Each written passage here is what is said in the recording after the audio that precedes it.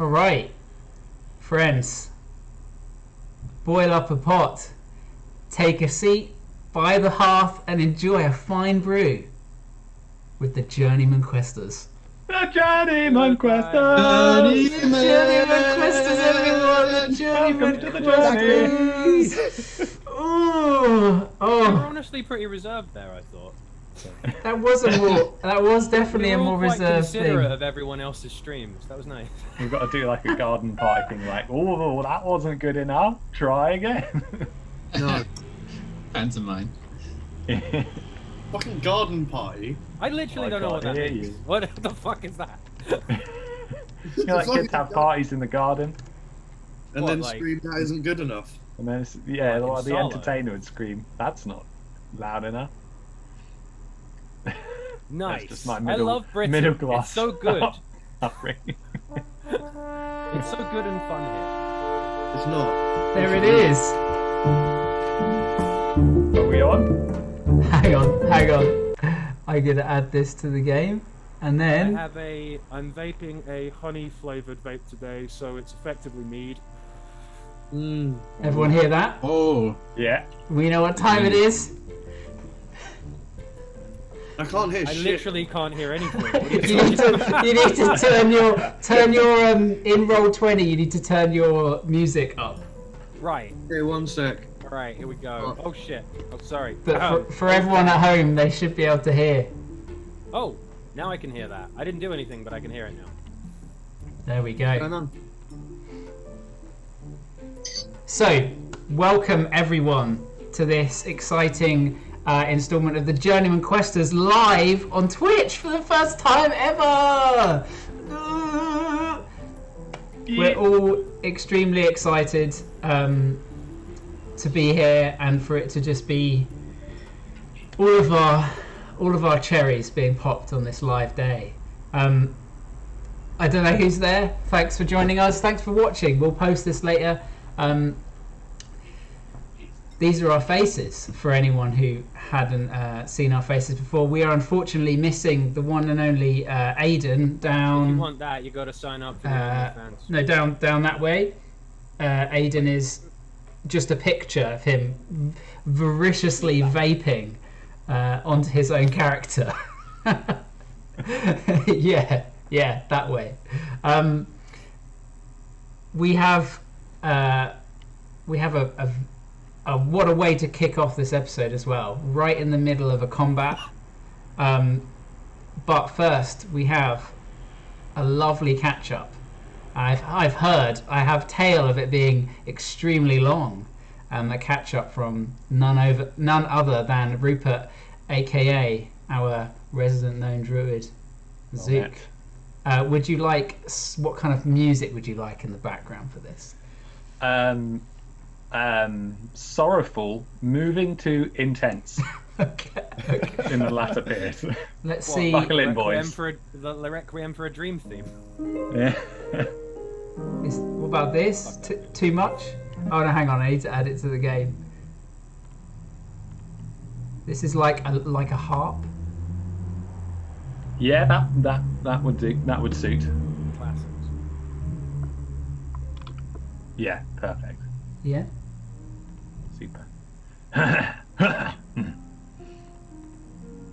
The loss of a friend is harder to bear each time it occurs. It is the loss of a limb. Someone to whom you've shared a path, shared meals, tears, and laughter. Shared fear and blood and toil.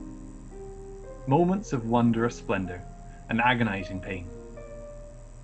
Richter was someone we all strode next to, shoulder to shoulder, a shield at our backs, and a torch to show us the way. It's hard to imagine him gone, but harder to know that we might fail in bringing him back. Going to Ngmiri brought back memories of him so vivid, I could swear he were there. As we trudged through the familiar underscrub of Bellwood, I thought I saw him, leaning over the secluded moss-mottled grave of Dylan Gray. He was muttering something about hopes and friends, something about being drawn hither and yonder. It made little sense, and as I stepped beyond the tree to move closer, he was gone. Grief, I suspect, was plaguing my mind with visions. It was a hard few days. Huddled around tankards of Varamarchian ale, we wept, we laughed, and were quiet in remembrance for some time. I cannot say which was first and last, or what we spent longer doing. We did talk, though. Extended conversations about his spirit. Was he beyond return? Did the devil get its wish to own Richter's soul, considering its frustrated expression when we escaped? After much deliberation, it was decided that this may not be the end for our sweet, curious compatriot, and set our minds to collating a plan that might recall his soul from the other side of the veil. Where it might be remained a mystery, but answers are never hidden beyond reach. 2 of us had been returned from death. Why not a third? There were other questions that still lingered. The stones still eluded us, and the few we were aware of needed our attention. We moved to the town of Bryn, where we hoped to find the Moonstone and recover it. But the loss of a friend was not the only kind we were about to experience. The stone had been removed, replaced by an illusion, the making of which was none other than that scoundrel Valentine. He had taken it to the storming Feywild, with little more than a cursory note telling us he wished to use it to curry favour with the summer court. Honestly, if I had known that he would be this much of a thorn in our side, I would have stayed in the Fey and put up with it instead of subjecting the people of the Great Lakes to his flippant mischief. Baffled and irritated, we left Rethguard, the leader of the town, to her own devices, with the small comfort that the town would no longer be a target for the Devil Twins pursuing the stones. From there, we thought it best to return Fuletti to his home. Thus, we tree-strode to Varamark City once again. The market district was quiet. The city itself seemed as hollow as a dead cedar tree. We approached the scabbard, home of the Order of Dorn's Blade, and were met with nothing but some indistinguishable din on the other side. No shouts from over the wall, no sign of movement on the ramparts. Draug used the gifts of the Nightstone to project himself upon the battlements with a well-loosed arrow, and saw a busy scene. The Order's main force had returned, after sequestering themselves in the village of Harkham upon the command of the Gore Marshal. At their head was a gruff, stern woman, a colossal figure with sandy blonde hair, thick arms, and a severe lack of patience. Siegfried, Richter's long-lost sister, had fought through the Vorn seafarers, battled Yessis in the tundra, and rejoined her company in the scabbard. We approached her, and she seemed to know who we were. She asked of her brother, but her eyes suggested that she already knew it would be grave news. The paladin didn't cry or shout or start flipping tables. She just sat there, taking it all in, with a cool and determined look behind her eyes that would turn your bowels to water were you to be the target of her simmering anger. When we suggested that it might be possible to bring Richter back, she did not hesitate in offering her support.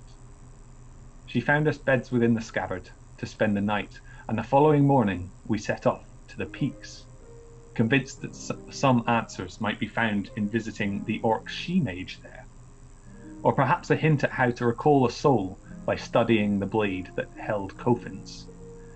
We realized we hadn't paid our respects to him in some time, and so, as much as I dislike the phrase, we killed 2 birds with 1 quarrel. The Ashlean Mountains were much as they ever were when we arrived. Emerging from a sleepy row of pines a few leagues below the orc settlement, we set off for their dwelling in that great dead tree trunk. I wonder if such a tree once stood as tall and proud as High Canopy. Perhaps long ago another circle of druids resided there, watching over the rift, preserving the balance from on high. The shaman greeted us in Orcish, and after a few gruff words between Dutch and herself, informing him that she knew why we had come, and that she knew not the magics we sought, we were led into the village, and below the earth to see the tomb of the ancient knights. One by one paying our respects to Coffin's memory, we studied the blade. A sinister artifact, no doubt, and while it possessed the capability to capture souls, little suggested how we might release one. Frustrated, and without further clues to bringing Richter back, we decided to leave behind the icy bluffs of the Ashlean Peaks and return to Ingmiri. The candle of hope was near extinguished, but much as it has before, fate would not let that flame die. We walked through the streets towards the guild hall, Dutch twisting a piece of tanned leather in frustration, Draug lowering his hat to obscure tearful eyes, Rufus's brow sternly furrowed, and my own sullen feet dragging upon the damp cobbled road. We were met by a most unusual and unexpected sight. A girl, perhaps 20 winters old, distraught and trembling. She was bedecked in odd clothing like nothing I had seen in any village nor town we had visited. She looked to us, back to a piece of paper, and then back to us. Though she did not speak our tongue, one word cut through the air, both chilling and brilliantly warm at once. Richter! We ran to her and questioned the poor creature. She could not explain who she was, where she had come from, or why she knew the name of the man we all dearly wished to save. She did, however, possess an item of considerable power, a scroll, old but strangely pristine. She read it aloud in an alien language, choking on it every other word. The ground seemingly fell away, the world spun. Colours became brighter, then darker, until utter blackness filled my vision, and then a tap, tap, tap. I heard it first, and then saw it. Feet, boots falling on hard marble floor. I stopped and looked up. There were the gypsies, gazing around at a sky of black and white, swirls of strange luminous cloud and starlight in every direction, and before us, engulfed in this endless expanse, a tower, a building unlike any I have ever seen. Tall turrets of ivory and grand archways extended upwards into that twilight sea. The girl spoke to us, every word suddenly becoming clear as a mountain spring. She told us we had to go into that tower, repeating Richter's name, as well as another individual, Noakes. Her name was Silas, the elusive figure Richter spoke of when visiting the library in his dreams. We did as she bid. Although this could be a trap, she seemed genuinely distraught, and most of the creatures wishing us dead would be capable of attacking us there in the streets of Ingmiri. So we took our chances. Inside the tower was a magnificent scene. Shelves upon shelves of books and scrolls extended upwards for as far as the eye could see. It was tainted, however, by a gruesome sight in the middle of the floor. A bulbous lump of blue flesh rested in the middle, covered in some strange multicolored liquid. The sight made the girl cry out in pain. She rushed to where the strange pools of blood-like fluid spilled out from the eviscerated carcass. As she sat there lamenting this creature, we noticed behind it stood a tall monolith of pure maroon. The bloodstone was here, in the library. And there was a flutter from above. We glanced up and saw the cape that belonged to our recently departed friend swoop down to undulate near the great mass. It floated there, circling something. Rufus, Dutch, and Brother Draug all gasped as they looked at some unseen being there. They explained that there was an orb of brilliant white light there, and another rising slowly away from the colossal body. Souls. One for the beholder, and another nestled against the floor. Richter's unbound soul. We began to question Silas further. She told us that this beast was her friend, a beholder named Noakes, in the service of the being Richter spoke of, the Seeker. She explained how the great Noakes had discovered something before being attacked by those devils that haunted our steps. He had finished the book that we found in the tome-filled tower in the gardens of the Sea Lotus Palace. A spell powerful enough to return a bound soul from its captivity into a body. Much was needed in sacrifice to achieve this, however. A body, the soul of another, to replace Richter's, blood, and many other grisly elements. This was it. This dead heap of flesh, in its last moments, had given us the tools to return our friend from the Vale. The ingredients were in front of us. All we needed was to put them together. before we could begin, a great boom sounded in the chamber as an eruption of broken marble, flying books and splintered shelving burst from the wall. In its place was what looked like the bow of some strange vessel protruding inwards from the astral sky beyond. It receded, turning, revealing a collection of sallow, pale creatures with strange angular features.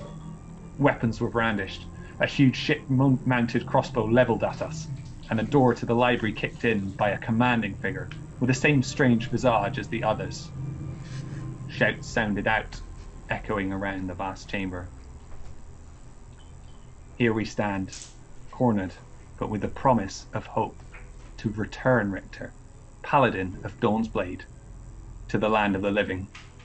There's only one thing for it.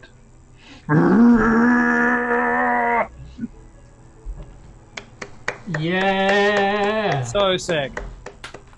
Good job, friends. Nice one, man. That was awesome. Apologies, it went on a bit. No, that was No, we beautiful. needed, We've we had a needed year full or so. catch-up. We need a recap. Yeah. It feels like a long time, doesn't it, since we played? So,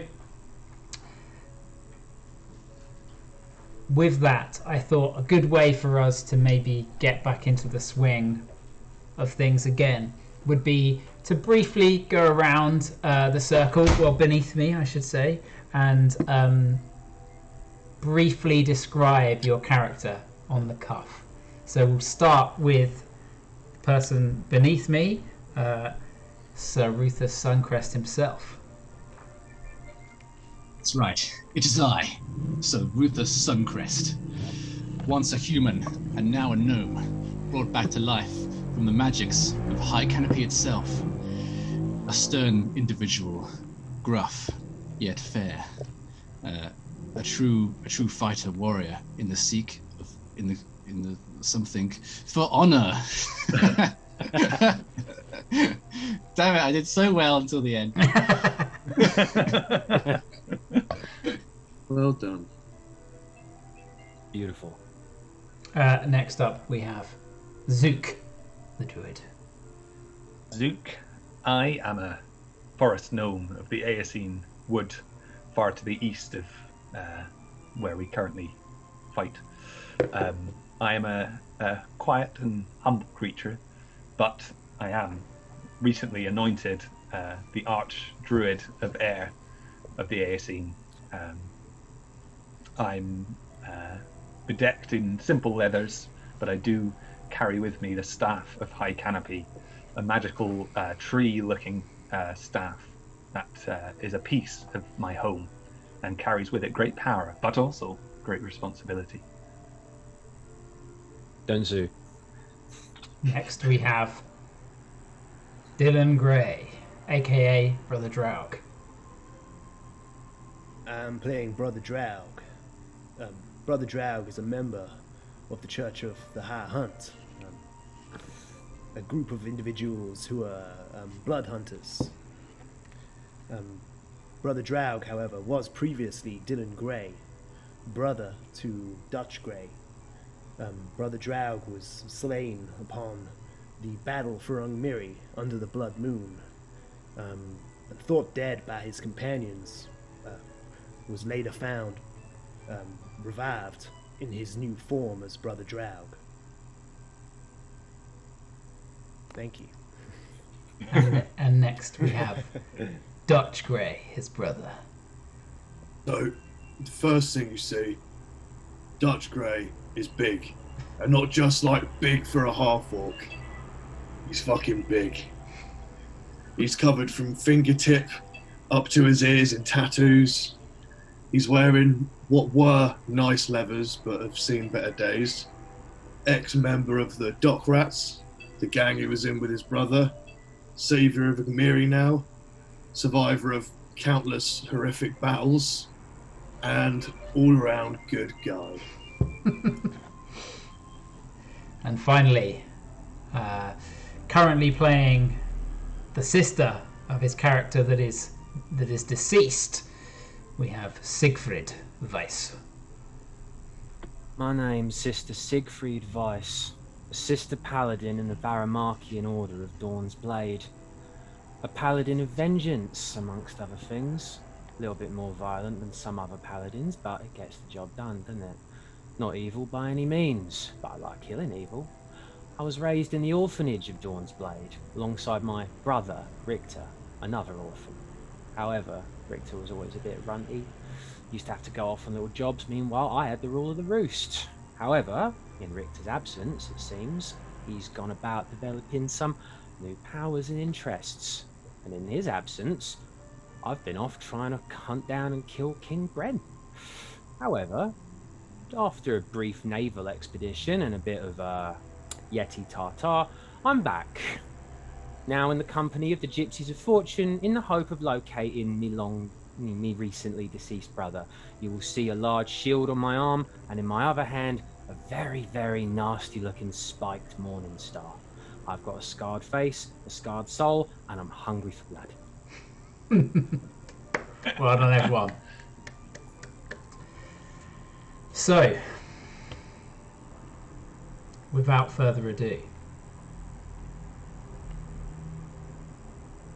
oh shit. let us reveal. Uh-oh. Oh Man, shit, there's Inception son. horns. Oh god. Oh yeah, boy. Oh, yes. Here we go. So, I've drawn this up for us. As we go, I will need to give you access to them. But with the final words of Nolks, the spurned and the shunned, read from the blood-stained parchment, the Gypsies realized what must be done to bring their dear companion into mortal flesh. But before they can begin the sacrificial endeavor, the great astral library and prison to the strange being known as the Seeker became assaulted. Assaulted by a race of astral dwellers known as Gith. A battle ensues, taking the lives of some Gith as the Gypsies of Fortune split up. Zook, in the form of a mother bear, and Dutch, fists swinging, board the astral sloop and begin fighting on the deck. Dylan, Silas, and Gaze providing ranged fire, while Siegfried and Ruthus take on the brunt of the melee, facing down the Gith Supreme Commander herself. They know that one lucky slash with her silvered blade could slice our heroes' silver threads, the only thing tying them to their mortal forms back home in Agmiri. So, good luck, Gypsies of Fortune. Good luck. Previously, we left off just after Dylan, Ruthus and Zook had taken their turns at the top of the round on the count of 20 for the lair action. So, we begin. Dutch and Zook, in the form of a bear, clashing with the Gith on the deck of the ship. You watch as one of the Gith up on what looks to be a slight platform where the helm is, clutching at this large sort of metallic wheel, begins to turn it to the side. You can see their eyes are shut and they are concentrating. And it seems that although there are these kind of sails that protrude from the bottom and the back of the ship, there is no mast, there is no giant sail on the top. Yet, with a violent lurch, it begins arcing round and banking. It's already at a peculiar angle where you originally jumped to it. It wasn't like this we see on the map. It's actually more at like a 90 degrees off to the side. So you're kind of in the strange astral sea air in which you just realize you can somehow control and seemingly move through by just thinking, using your mind. You land on the side of the ship in almost zero gravity and begin fighting with the crew. But now the ship itself, on the lair action of 20, begins coasting off with a kind of lurch. It begins moving away. 10, 20, 30 feet off it now sits away from the side, pivoting round. The one on the front mounting the ballista takes aim and fires back towards the only thing that it can see, which is the tiny beholder in front here. It's going to take a shot towards that. Am I still chained to it? You are chained to the ballista that was here. That there's no longer anyone on it.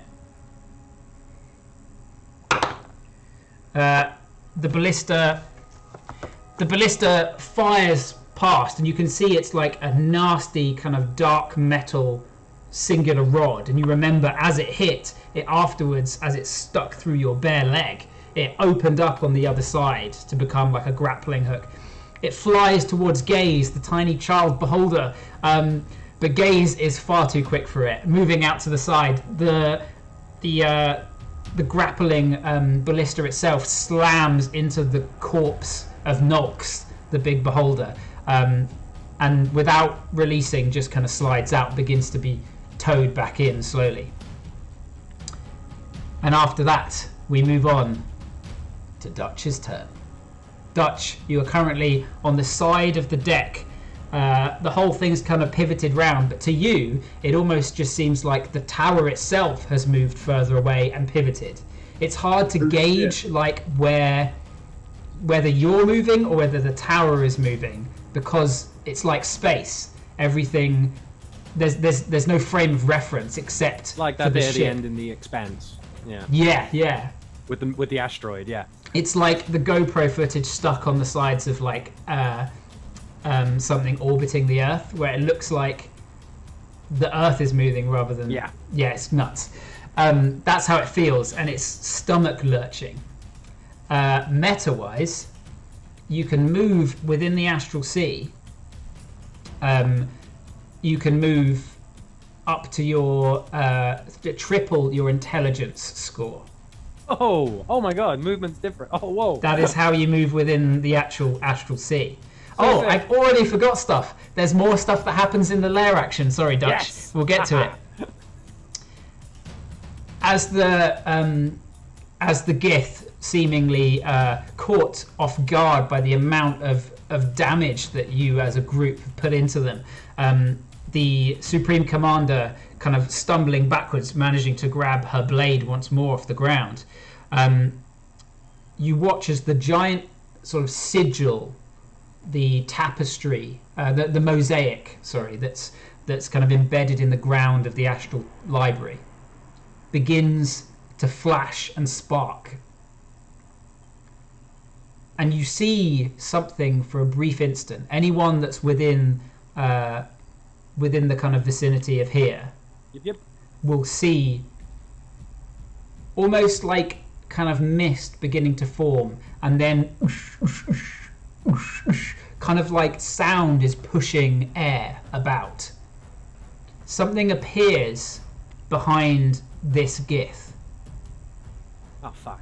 Almost a figure-like shape, but there are just these kind of pops and cracks, like a microphone that's being like clipped up to the top.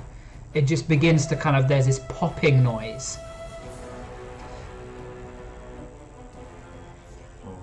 And as the Gith spins round to see what it is, his eyes go wide, and you watch as the mist kind of moves into him, and tearing up from where his flesh is, it just begins to kind of, and the guy just pops. Whoa. And explodes.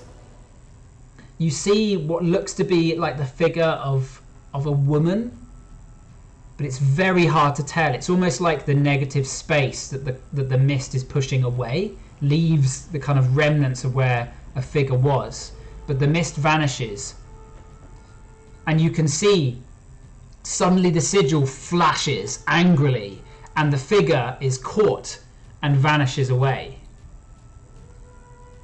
Once more, the sigils in the middle flash even more violently, almost kind of like locking itself down. And then everything goes still. all of the books from the shelves that have fallen off and piled down in piles, all of the rubble from where the wall has been caved in, all of the pieces of stained glass from all of the high windows where the gith had smashed in, all just begin to float off the ground. And you all kind of realise there is no longer any gravity within the Astral Library. Oh! All of the books begin to just kind of like become loose. The desk and all of the pieces on it just slowly lift up. Nothing's moving around frantically. There is no real wind, but everything now is completely off. And you're suddenly weightless, and you try and put your feet down on the ground, but you end up just pushing off a little bit more, and you're maybe like half a foot above the ground, like shit. And that is when we move to Dutch's turn. So Dutch, take it away. Oh shit. Why? So, the one behind me. Here, Between me and you. has that one taken damage? The one behind you. Meat in the sandwich. No. The one to your right, I think, it has taken damage from Zook. Yeah. They look to be bloodied. The one to your right and the one to your left look bloodied. The one directly ahead of you is the one that you just caved the face in. And it's fallen to the ground. Yeah, we're looking in this a completely different way, son. Okay. I get it now, yeah. The one between me and Zook. That's the one to your right, I think. Oh yeah, hang on. If you're facing inwards towards the ship, so the one above you, between you and Zook the bear, yeah, he looks bloodied. He's been attacked from the back by Zook. The one pretty bloodied. The one south of you also looks bloodied because you finished off the guy to your left. You caved in his face and then you twisted and hit the other one as well. Okay. I'd like to, with my first attack, please, because it's with advantage. I'm going to go straight in with a haymaker, and I'm just I going missed this. rock my weight backwards and drop my elbow into his face. And rock his world. Yep, make your attack. Okay, thank fuck for advantage. Dutch. So that is a 20 to hit, unnatural. 20 hits. You punch him square in. You elbow comes down square in the half plate, and the half plate that's like this bejeweled sort of brass armor just bends inwards, and you hear a crack.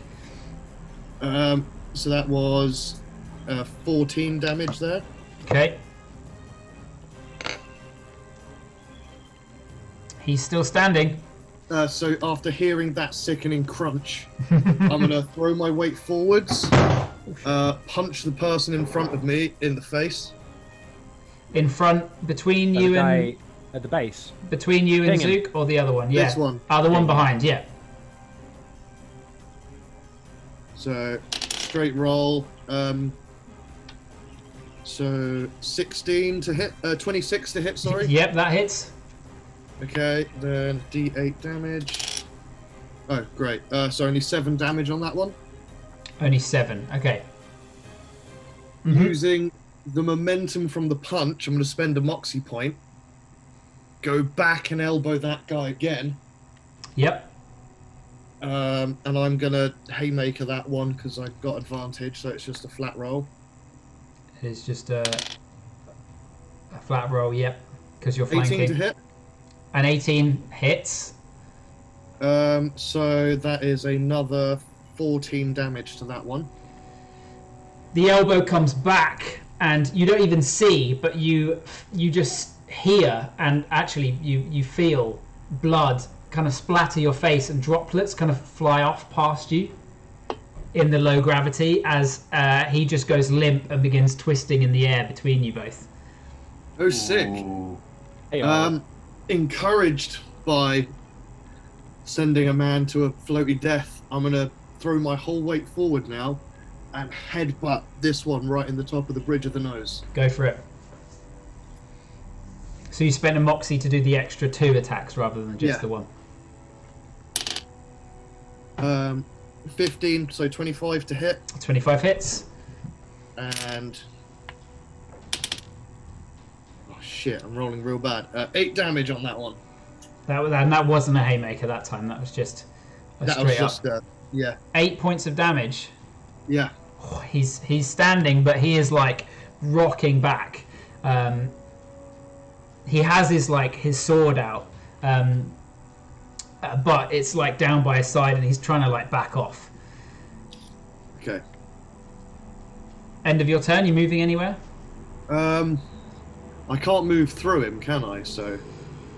No, you can't move through him, but you can move technically between here. Do you see how this section where this guy is up on a podium? And this is so up? Can I go 5, 10, 15, 25, 30? To here? Yeah, you can get all the way around there. Yeah, I'll do that, please. Okay. He will try and swipe out at you as you run off. Yeah, that's fine. I need to give you control. I've given you control. There you go. You can move. He's going to take a swipe out at you. That's a natural 2. Even with the plus, that's not going to beat your AC. Bloodied and sort of his eyes swirling, he just strikes out and it's just across the metal of the deck. Cool. You manage to sprint round to the other side. He kind of turns, seeing you rush round. Next up is the Supreme Gith leader. Oh.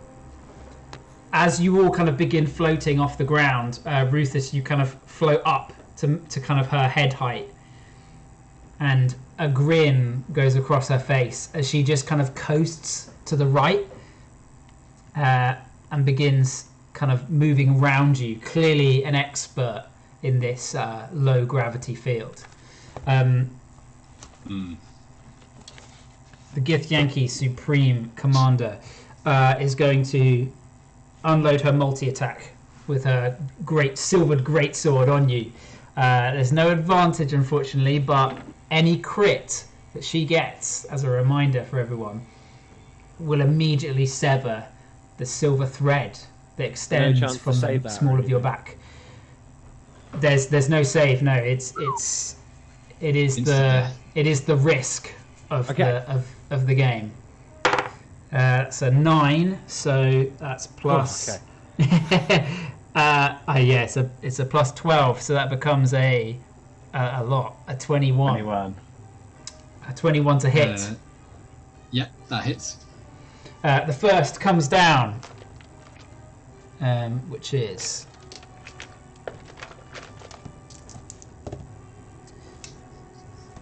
13 points of slashing damage, plus.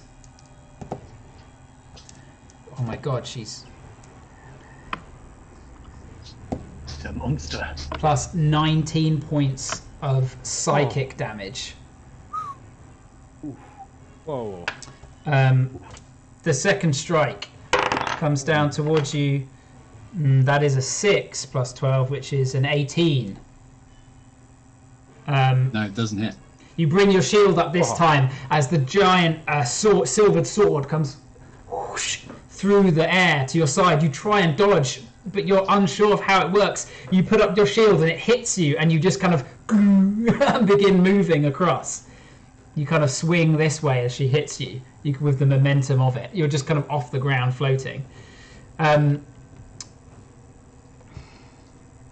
is the end of her turn. She's gonna stay where she is. In fact, she's gonna follow you this way a little bit. She kind of moves with you, whacking you like some kind of floating ball of metal. A Jedi fight. Yeah, it is a bit. Next up, gnome ball. Jesus Christ! The rest of that the was Gith. a lot of damage. This one is now exploded, seemingly by some strange force. Good. That's the one that got exploded by the strange mist. The one here uses the opportunity to be able to flank Siegfried, taking 2 strikes out with their with their greatsword. Okay. With advantage. Not the best roll. That's a only a 12, the first strike. Nah. How are you deflecting this, Siegfried? That's a good question, considering, I suppose, Siegfried, facing down the one that she's flanking with Dylan, sort of feels this like momentum behind her and does a quick sort of weightless spin, bringing her shield up. It collides with the greatsword and knocks you both kind of off, pushing back.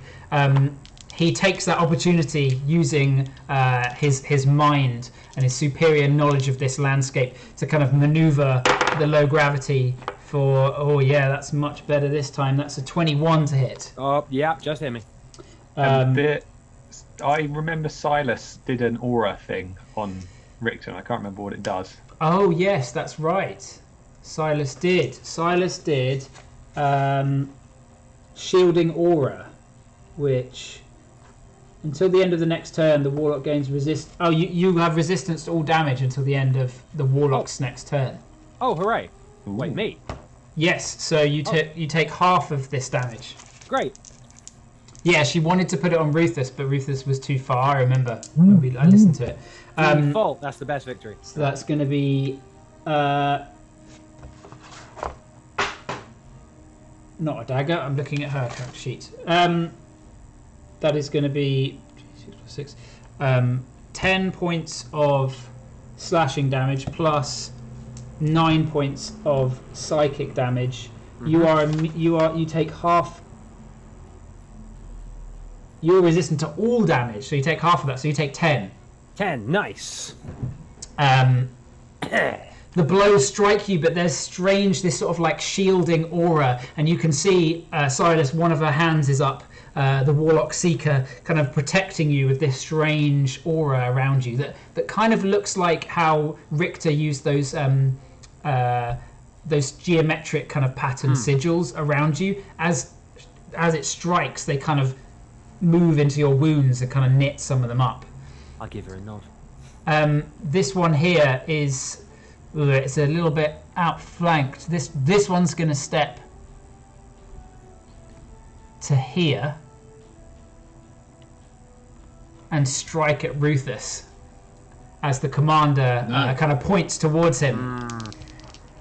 They snarl, and you hear, instead of the language that you could understand, it is now reverted back to the strange alien language that you heard them speaking, or have heard before. With advantage, it's a natural 20. Oh. But it's lucky that it is not. Oh. It is not the Supreme Commander. That's the third natural 20 in this fight that isn't the Supreme Commander. Yeah, I don't like it. So this is still a lot of damage. So come help us against Steve. That's not the best. 5. So 10 points of slashing. That's doubled already. Plus. I got 6 hit points left. Plus. 16 points of psychic damage. Shit. Yeah, I'm down. So, you watch as Ruther Suncrest, the strike pierces through his back, and the Githyanki smiles, and the Supreme Commander, they sort of lock eyes, going for the weak prey that had been attacking his leader. The blade kind of comes through Ruther's chest, and you watch as he...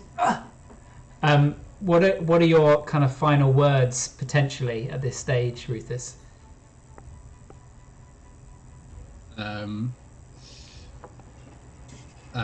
Fuck. I look towards the others just before I pass out, and I give them a knowing nod, and as I slump to my knees in the air, Richter's wisp form falls back out of my backpack onto the floor. Oh shit. Okay. Next up is Gaze.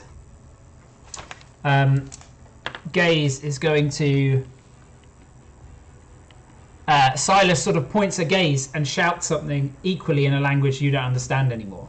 seemingly Silas's language has gone back to her Eugilius continent sort of dialect. Gaze pops around the side and is going to use... Let's have a look.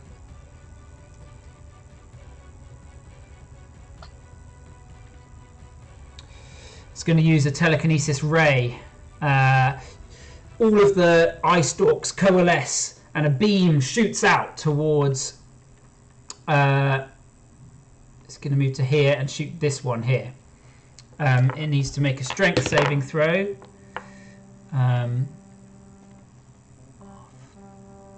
Yep, which it fails. So you watch as this Githyanki is hit by this ray of telekinesis and flies back, hitting the wall. 5, 10, 15, 20, 25, 30, flying all the way to there. I don't get an attack of opportunity when they leave. No, I used to think yes, but Mike brought up the rule. There was a ruling that stated like you don't get attacks of opportunity for things like when people it's are more pushed like out of. motivation, isn't it? Yeah, it makes more sense. Yeah. Wait, what did I say? I remember You said sense. You said facts. when someone is pushed out of someone else's space, that isn't their fault. Someone still doesn't get an attack of opportunity. We used to think that they did. Like if you grapple and pull someone out, everyone else would get to attack, but it didn't work like that. Yeah, we did it once, and it just seemed weird when I kicked someone and everyone else attacked them. Yeah, that's great. So I think we're gonna do, if they choose to try and run, then yes. But this is almost like it happens so quick, everyone doesn't quite get there. When I imagine that you're leaving their space, it's because you're like exposing your back to them. Exactly. Not because you're leaping a step backwards or whatever. So, that one goes flying off. That's going to end Gaze's turn. In fact, Gaze is going to come back and huddle here. Next up is Silas. So, the shielding aura fades. And Silas is going to close her eyes and say something in a strange sort of... It's quite like a choppy dialect language. And you watch as she kind of coalesces these sigils in her hand, almost like solving a Rubik's Cube. And they shatter out, and Rufus' breath comes back to him as she casts Healing Word. Hell yeah. Yes, Silas. It's good to have a little special seeker on your side. So, Rufus, you heal...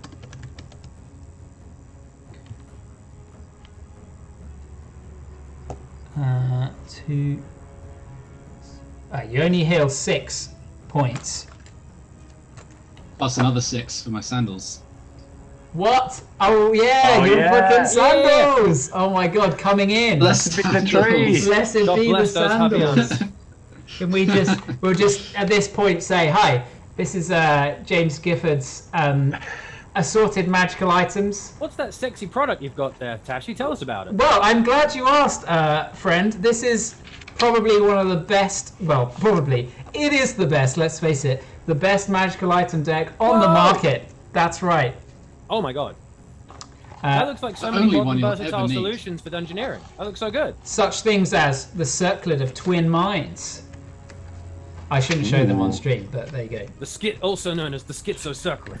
But yes, the current sandals that you are wearing, Rufus, allow you to what exactly? Just every time I'm subject to a healing spell or potion, I heal an additional hit points equal to half my character level. Whoop. So an extra 6. So a healing word, being so small, actually ends up healing you quite a lot. It's probably the best use there. So you burst awake. You look down and there is like a slice in your chest where the blade came through, and there's blood, like droplets just floating in the air, and you're kind of there, like your sword is here, the sunblade hilt kind of just twisting. You grab it and it bursts back into light. It is now Siegfried. Siegfried spins, seeing the last gift still flanking her. and she brings up her shield, trying to shield bash this Gith in the direction of the open doors, having noticed that gravity doesn't seem to slow people down anymore. This, I believe, will be... It's the shove action, I think. Yes. You bring up your shield, sort of ready to shove this one back, but you notice you and all your companions look floundering in the air, whereas it looks grounded. It looks like he's not wobbling around; he is stationary, as if he was standing. These Gith look as though they know this area, and things like that aren't going to affect them. Okay, in that case, I will still shield bash in the hope of knocking him prone. Okay, yes. Okay, now I think that it's basically the shove action. Is that just not done this before? Is this just a strength roll or? It's a we did it before. It's a contested. We'll do a contested athletics. Okay, cool. So the Gith got a 14. Booyah! What did you get? It's coming up on roll 20. It's 22. A 22. Oh, nice. I need to scroll down and have a look. Very good. Very good. Very Sorry, good. I haven't got dice on me. I'm using the chat. I mean, that's totally fine. Yeah, you bash the shield in the face, and he ends up kind of like pivoting back and falling, so he is prone. It's weird because although you can't fall to the ground, he's now at sort of a 90 degree, and you've kind of shoved him down. He kind of hits the ground and bounces off a little bit. And having every faith that the honourable and sexy Dylan Gray will absolutely, probably defend his Lord Mayor, I'm going to take this opportunity to bring my Morning Star down twice on this little bastard on the floor in front of me.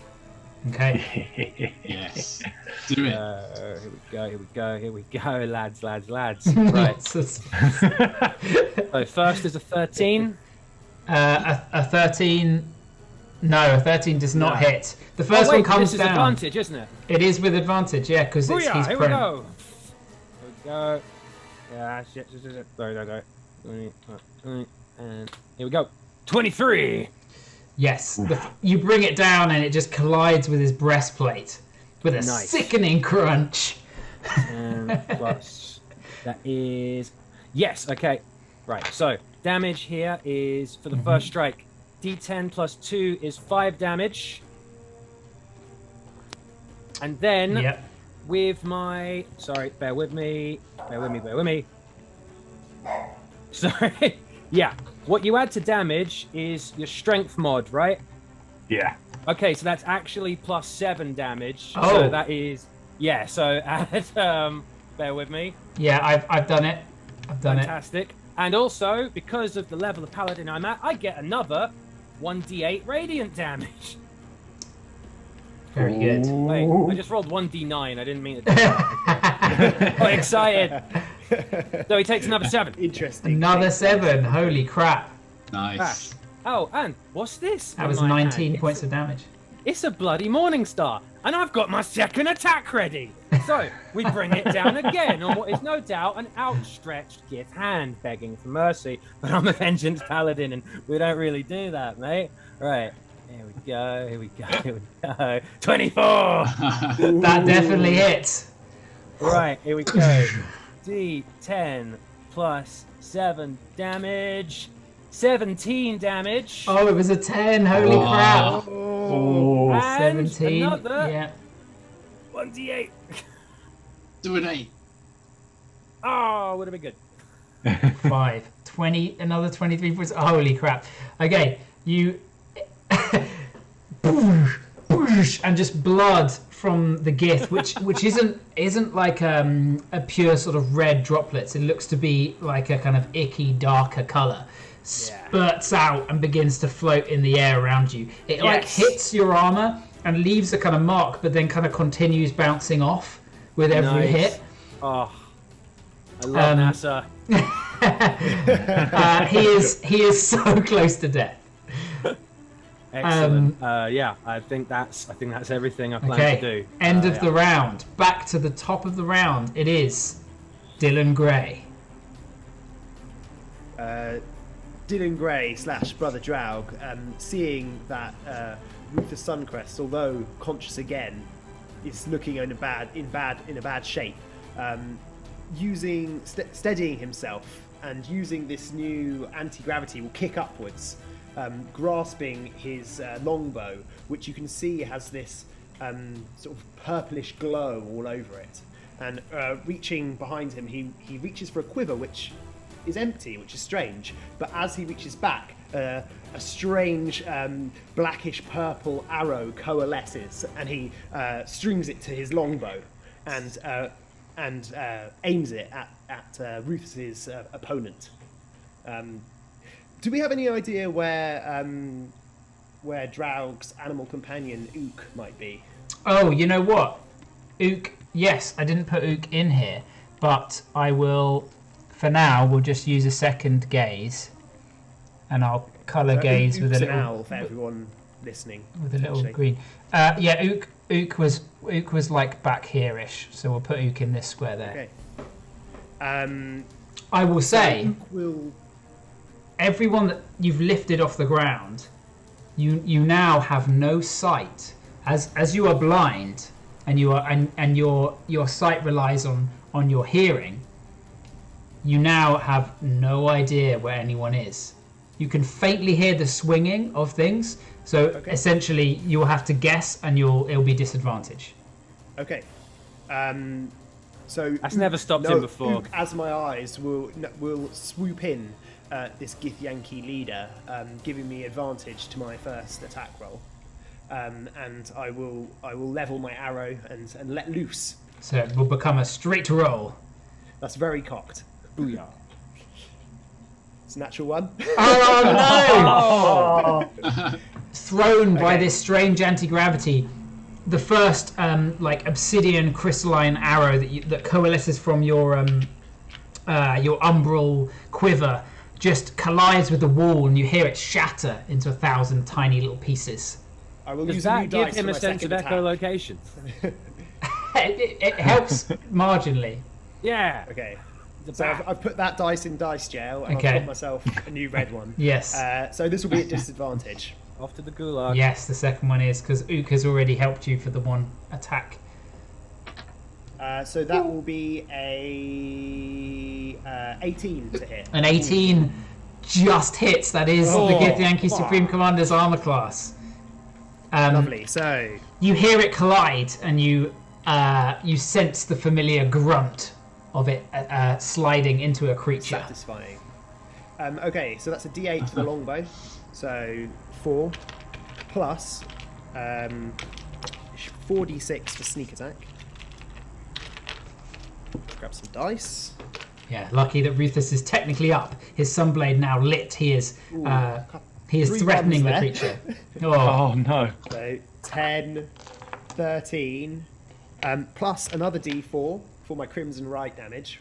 Mhm. This is all psychic. So 13, 17. So that will be 17 plus my dexterity bonus, which is 6. So that will be a 23 points of damage.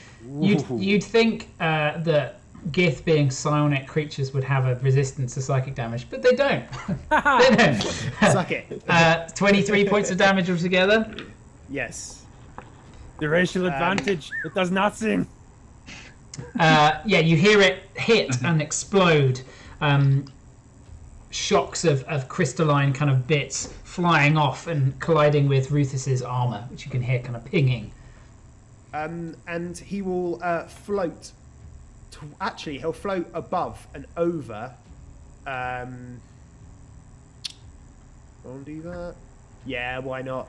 He'll float over this Githyanki that's facing off with Siegfried, and move into a flanking position. Okay, yeah, you can. You can hear ish where they are. You're able I'll move to here, so I'm further away from this one. You So have can't- control. You can do it. Yeah. Okay. Oh, perfect. So he'll float to here. So if Siegfried wants, she can move to this square here to flank. But I'm further away from this one at the top. Yeah, so I won't be that's flanked. right.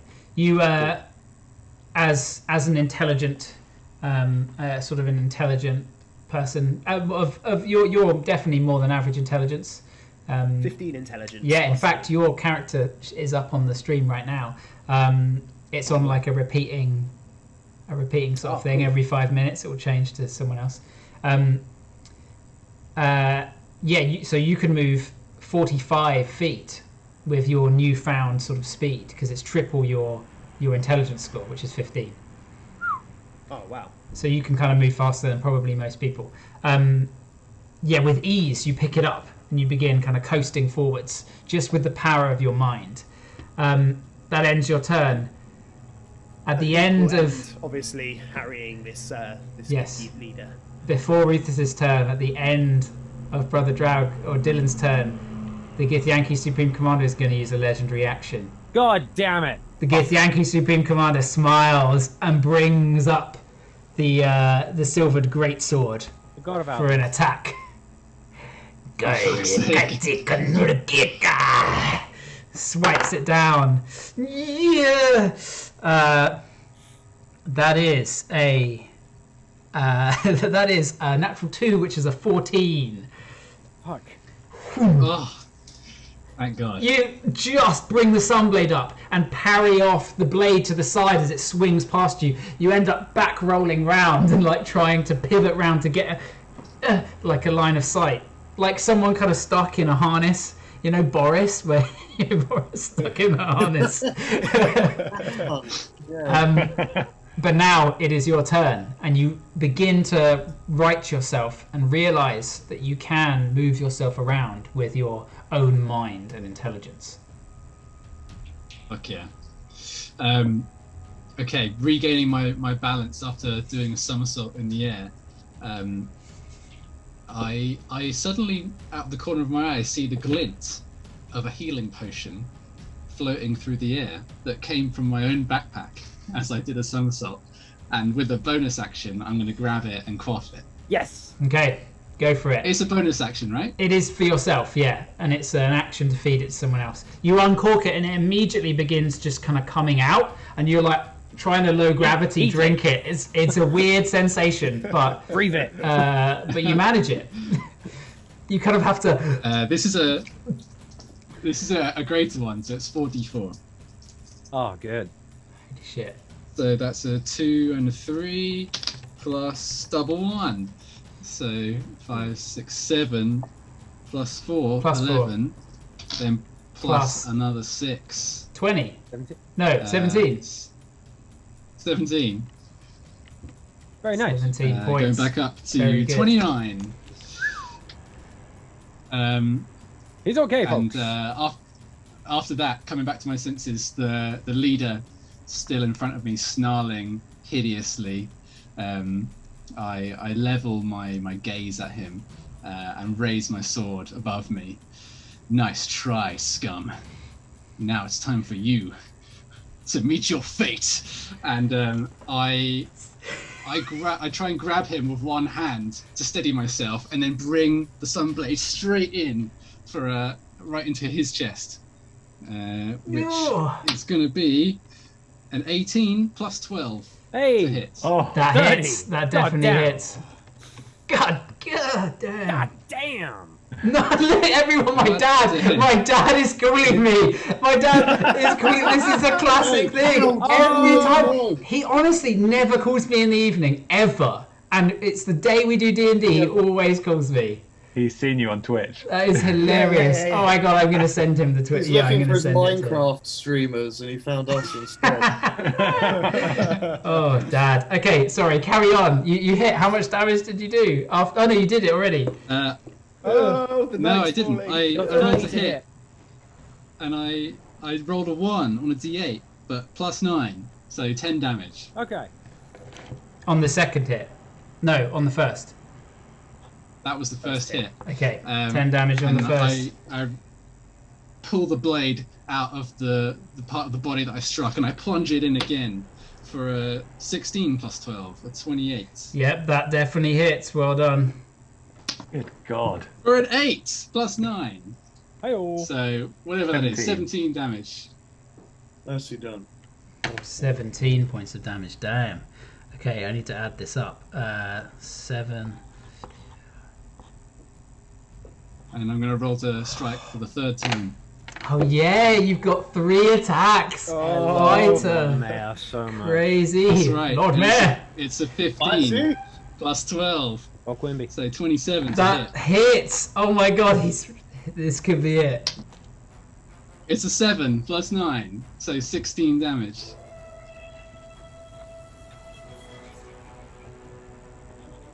16 points of damage. Tense. Uh, Gotta be it.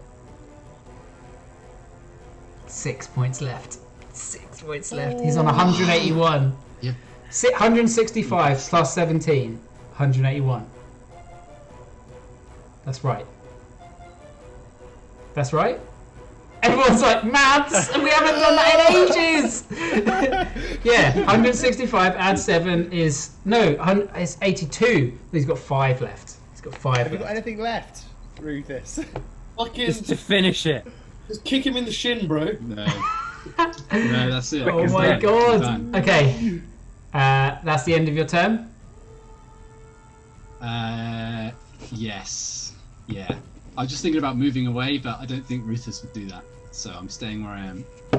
Okay, at the end of your turn, the Githyanki Supreme Commander is going to take another attack at you.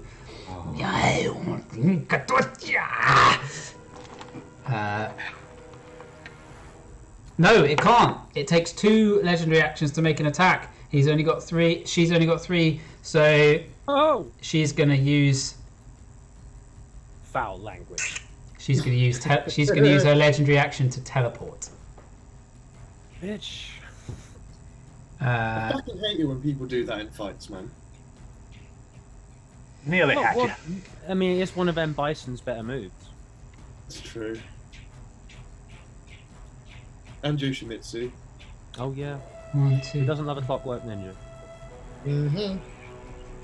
There's a giant bug in the later ones, though. Shoosh. You watch as the Githyanki disappears and reappears, a bit like a Misty Step. Yeah. But their form seemingly becomes insubstantial. It's fucking Okay. Zook, in the form of the bear, our druid. I'm tethered to this bloody ship now, aren't I? You are. It's reeled itself naturally. Like it has clearly an automatic mechanism once it's fired, just to kind of pull itself in if no one's holding it. Okay. And so it's How far pulled you away- in How far away is the boat moved from the library? 30 feet currently. 30 feet. Okay. And it looks as though after your turn is about to move around more. The fastening to the chain, does it look like it's held with anything other than metal? Does it look like I could rip it out of its... Mooring. This ship looks to be entirely metal. There does not look to be any wood on this This is ship. Death Clock ship? Oh my god. Richter's been on one of these before, but a big one. It was dope. Okay. QE2. I'm going to turn to the other one that's like within reach. Is that one within reach? The one that's not dead? Yeah. Like, that was at the front, at the bow of the boat? Yeah. Yes. One across the back. That's the one that's helming the mounted crossbow on the front, and it's within range. Yeah, I'm going to try and like huck him with my teeth and just huck him into the ether, if that's right. Okay, you're doing a shove with a bear with your We mouth. were just talking about Tekken, and here's Kuma. Okay, go for it. Make a What do I do? contested strength roll. Okay. It's an that's not 18. It's a 13. Hey! You bite down and you throw him back, and you watch as he begins flying off. He tries to grab at the side, but floats off. It's only 5 feet as he begins to control himself with his mind, son of a bitch. but it's there. Okay. I'm gonna try. I've only got a bonus action left, and I can't move. I'm just gonna heal. I think I'm gonna spend a second level spell slot to use my combat wild shape and Your heal. bear's healthy. Okay. Yeah, cool. And now, nice. 7 and a 4 on 2d8. So that's 11. That's Right. me. That's me done. I can't really do anything else. Top of the round is the lair. You watch as mist tries to coalesce by the Githyanki Supreme Commander. And as this kind of mist, Ruthless, you turn and you look up the steps towards where the commander is. It sort of forms slightly incorporeal. This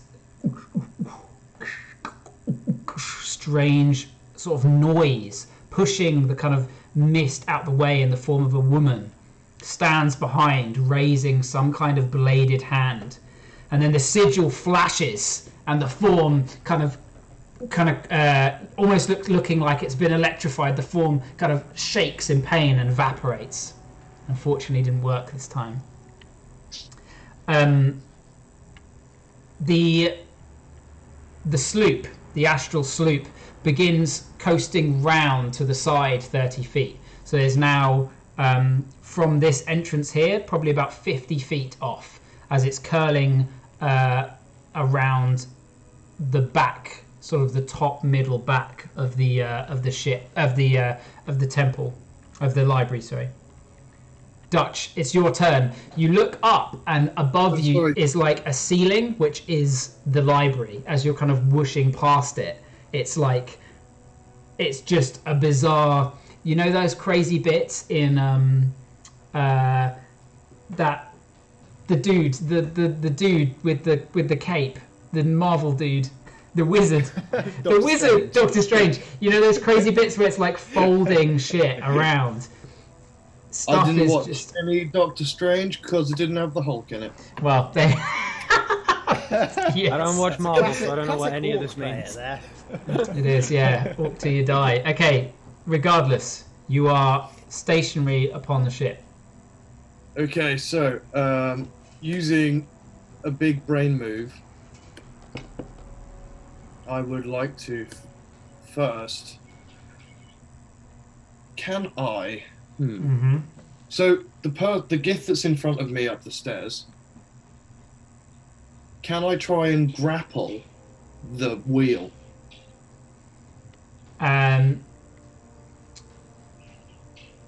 They're kind of blocking it and holding on to it, but you can try and definitely grapple them off it. Try and reach around. I could try and reach around. It's a bonus action to shove, isn't it? It is, yeah. Well, I don't think it normally is. I believe I have it. I think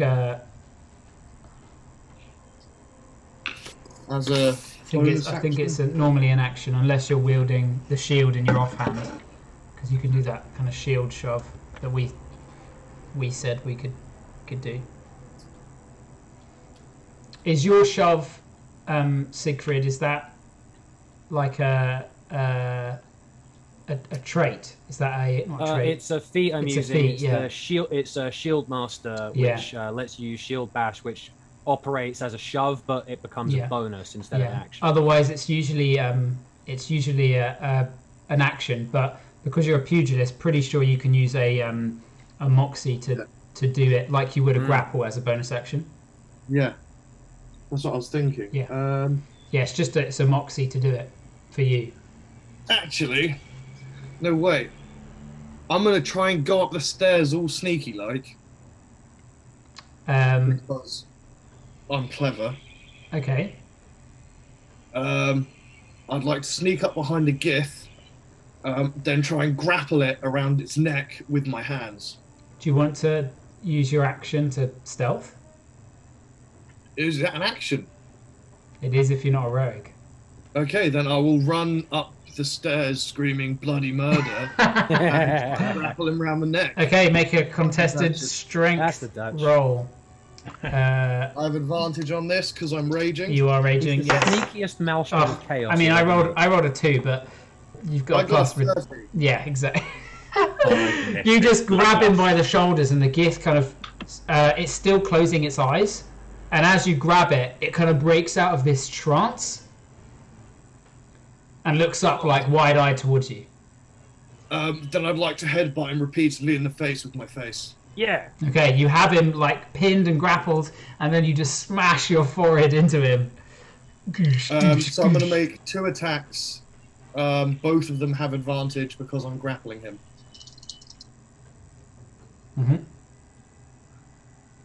Mm-hmm. 15 plus 10. That hits. That one does. Let me roll it. Okay, so 8 plus 8. So that one does 16 damage. Okay. And the next one, I have a good feeling. Come on. You got this. I got a 16. A 16 doesn't hit. As you go to headbutt him a second time, he kind of moves to the left, and you end up smashing your face into his like pauldron. Is that the right word? It is, isn't it? His pauldron. Yeah. Yeah, it's like jewel-crusted pauldron. You just smash your head into it. One of the rubies that's on it just cracks and shatters. And like a few little pieces of the ruby kind of sprinkle off from your forehead. I'd like to pull him away from the wheel using my movement. Yeah, you can pull him down the stairs, but you'll probably both kind of fall backwards. Fall? I mean, you could technically just lift off the ship. Yeah, just tumble him. No. Alright. I'm going to stay just grabbling his neck. Yeah, That's my turn. He's like trying to hold the wheel, but it looks as though the ship has just kind of free kind of drifting now slowly. It's immediately lost its momentum as soon as he seemingly broke out of the trance. Next up is the Supreme Gith Commander. The Supreme Gith Commander raises a hand out towards Ruthus. And you watch as out of the ground beneath you comes a giant hand, a yellow Gith-like hand, as it casts Bigby's hand. What? Bigby's hand! Not Bigby's hand. What the fuck is this? None of us ever play a wizard or a bard, so Bard, yeah. it's gonna do a grasping hand. The hand comes out and attempts to grapple you. Use the hand strength score. You need to make a contested. Oh shit! If the target is medium or smaller, they have advantage on the check. No. Oh no! If the target is medium or smaller, you have advantage on the check. I do because you're small. Is this a saving throw he's about to do? It is. It's a. Check. Yeah, it's an opposed grapple, so it's not Never a saving mind. throw. So it has advantage. Oh my god, I rolled bad. Bigby's hand has.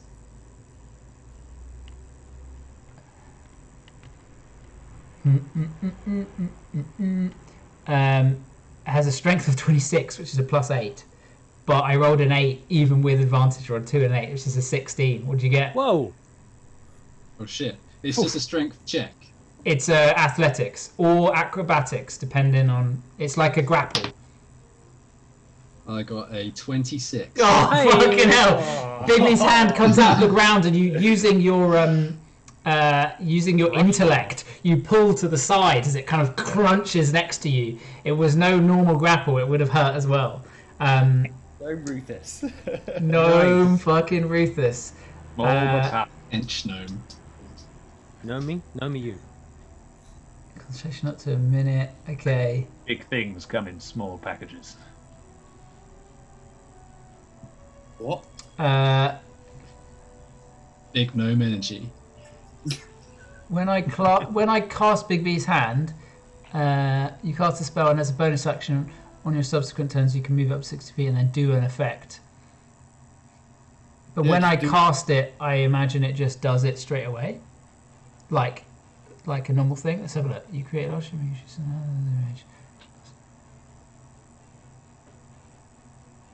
Oh, I don't know. You mean you Weird. can cast it and then move it?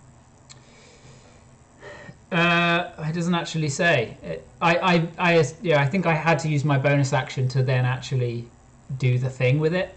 It's like there now, concentrating. Yeah. Annoyingly, it didn't get you. So that is their turn. They are going to move 5, 10, 15, 20, 25 up to the top here, up the stairs. This is about 20 feet up. They just begin kind of floating in that direction. Next up is the rest of the Gith. This Gith Yankee is going to Misty Step Which backwards. This one here. Okay. 5, 10, 15, 20, 25, 30 back towards the door. This one is also going to Misty Step back to the door here. And they're both going to kind of like shield the door, looking over at their commander, who looks still pretty confident up on the top, even though there's like blood trailing out. That is going to be... Oh no. This guy who's nearly dead is going to run 5, 10, 15, Oh, hang about. 20. You're 10 foot up, so you're not within range.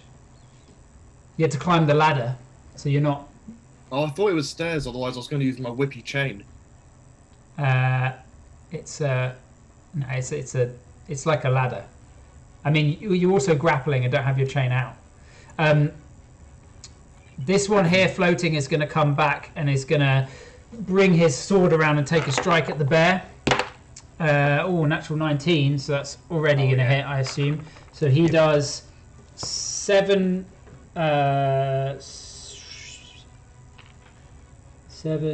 9 points of slashing damage plus 9 points of psychic damage.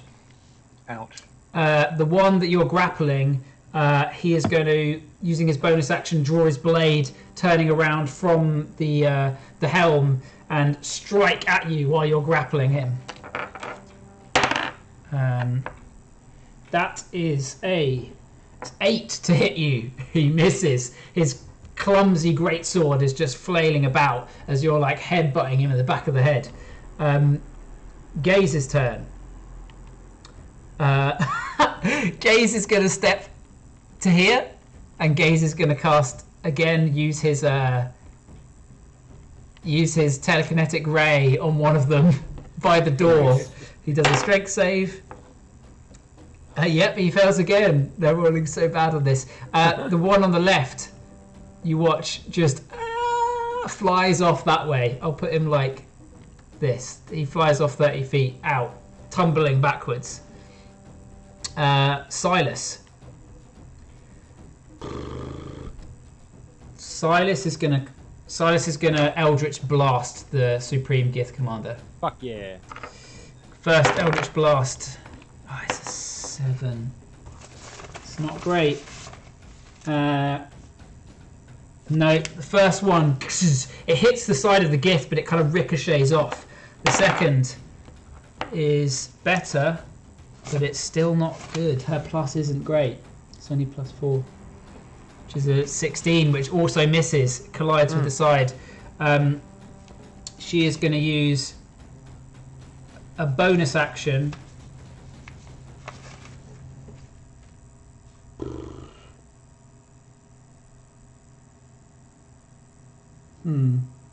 She's going to use a bonus action to... oh, no, she can't. No, she can't. Sorry, that's the end of her turn. She's going to push back, though, back towards sort of Nox's body and the papers that are all scattered around there. Siegfried, you're up. Do I have control? Yes, you have control. Yes, okay. Siegfried sees the Supreme Commander lording it up at the top of the stairs, and with grim resolve, bizarrely, considering how far away it is, begins to run towards the... Wait a sec, why can't I move? It's only... Okay, 1 sec. Yeah, I don't think I've given you... Okay. Control by... There you go. Yeah, you got it. Siegfried begins to run forwards 5, 10, 15, 20, 25, and when she gets to this point, she actually raises her Morningstar for some reason, and the moment she steps here, Misty steps right over here. No way! Yeah, and brings it down.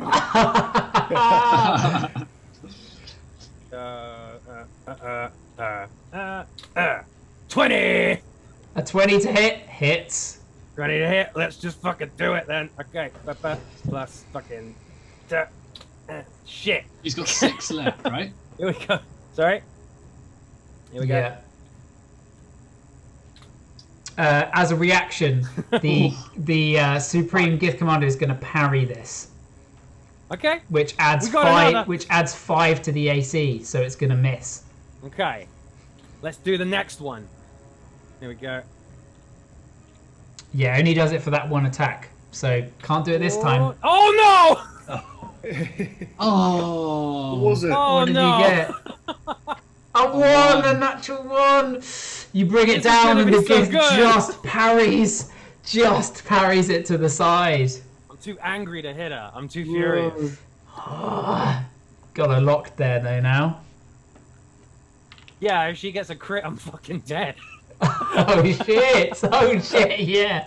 Oh shit! Is that the end of your turn, Siegfried, or have you got? anything Yeah, else? that's all my movement and actions. It is top of the round. Dylan Gray. Dylan. Oh, using before his... your turn, I'm going to use 2 legendary actions to the Gift Supreme Commander to make an attack at Siegfried. It's a 4. Plus. Why are you toying with us? I'm just making faces. It's fun. You can't do this. The power. I've forgotten what it's like. That's still a 16 to hit. Nope. No. You bring your shield up and parry it to the side as you just clash at the top above the bloodstone. Brother Drow, Bloody ladies Dylan, fighting over a bloodstone. you are up. Dylan, hearing some strange movement just about, despite the air being thicker, strangely hard to hear within, hears the sound of Siegfried's mace to his behind him. So kicking up and using Ook again as his eyes, Ook circling around, swooping in towards the Supreme Gift Commander, unleashes another arrow from his. What's the name of my magical item? My quiver. Isn't it Quiver. called the Umbral Tear? The umbral quiver. Yeah. Yeah, the Umbral And unleashes Quiver. another arrow. Yes. Do I get advantage? Because I've heard a lot of sound over there, and Ook's now helping me.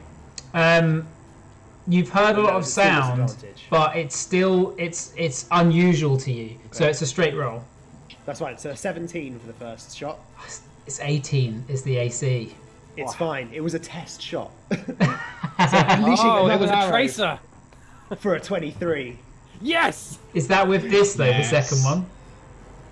No, not with disadvantage. It's a No. run. Dice jail. Brilliant dice jail. You think you've hit. You hear the crystalline arrow shatter along one of the railings, and you assume you hit, but there's no impact sound, and you realise as Ook comes to kind of land on your shoulder once more, it did not find purchase. This strange atmosphere is playing havoc with your sight. Are you going to move anywhere? No, I'm gonna stay as a sort of a sentinel in the air, hovering. Air support. Yeah, that's the end of my turn. I can't. There's nothing else I can really do. Okay, at the end of your turn, the Supreme Gift Commander. Damn it. The Supreme Gift Commander is going to... They made an attack on you already. So they've used 2. Is going to teleport again. Motherfucker. Can do it every turn. They can do it a lot. It's crazy. So the legendary actions just never run out. As long as the fight's on, they come back. You get 3. Around. You get 3 back at the beginning of your turn again. Right. Okay. Yeah. So she's used 2 to do that attack on you, and now Right. 1 to teleport. It's going to teleport. Kind of grimacing at you as you trade blows on the top. She moves backwards into mist once more. 5, 10, 15, 20, 25. And stays there. God damn it. Seemingly about to go through the wall, but the 30 wouldn't have taken her through enough. She's trying to escape. Ruthus, it's your turn. Suncrest, Lord Mayor. The fuck is she? Ah, she's so far away. 5. Oh, I'm never going to get there. Hey, Wait, so what's my any movement? gift It's corpse will do. double. It's triple your intelligence. It's triple my intelligence, so that's 36. 5, 10, 15, 20, 25, 30, 35. To there. 5, 10, 15, 20, 25, 30. No, there's no way. Okay. 5, 10, 15, 20, 25, 30. Okay, I've got a plan. Seeing Siegfried misty step and chase down the Supreme Gith leader, he knows that the Gith leader is in safe but not safe hands, and instead turns around to see the last Gith standing in the doorway, and I'm going to use my action to dash. So like Mind dash.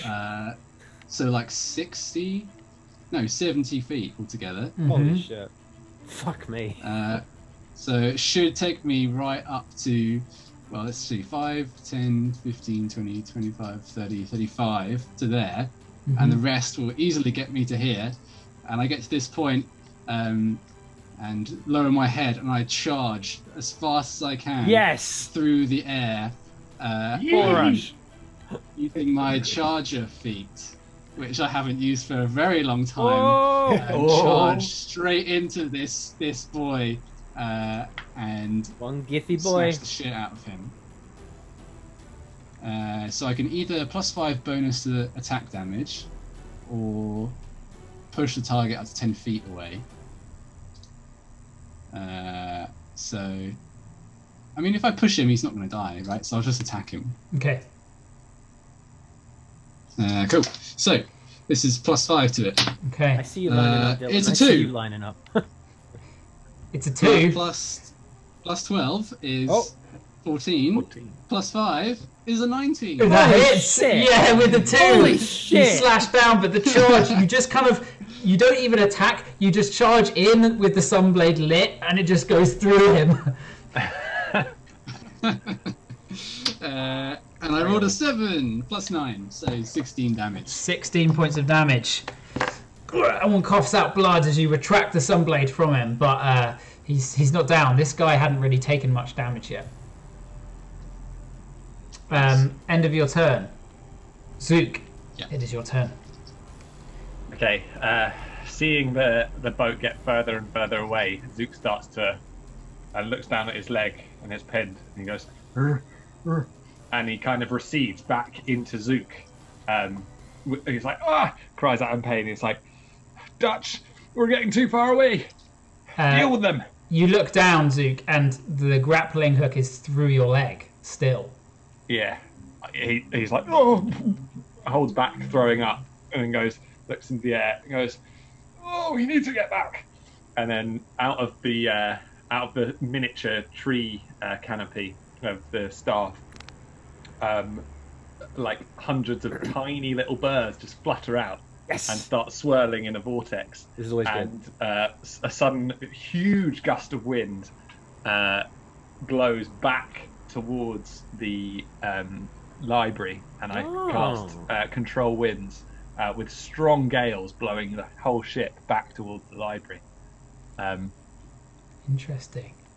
As a bonus action, I will grumble. The winds begin to whip around the vessel, and it does begin to slowly kind of shift along, but it's kind of strange, and there isn't really wind in this place, so the wind on your face is a welcome relief. It's that kind of natural feeling, and you begin sort of pushing it back again towards the towards this side. That I can't move, so that's me done. The layers action. The sigil flashes once more. The sigil flashes, and by Rufus you watch your ears begin to pop, Rufus, as the shape emerges from the wall, trying to grab out of this last Gith. It clutches at the hands of the Gith, pulling it into the wall, and you watch as one of the arms kind of goes in, but the Gith resists and pulls away. The sigils flash, and the image evaporates.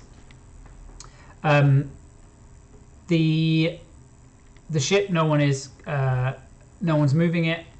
Dutch, it's your turn.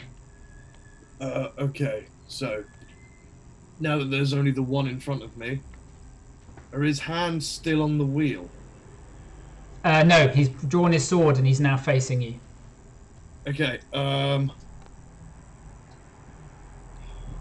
shall I do?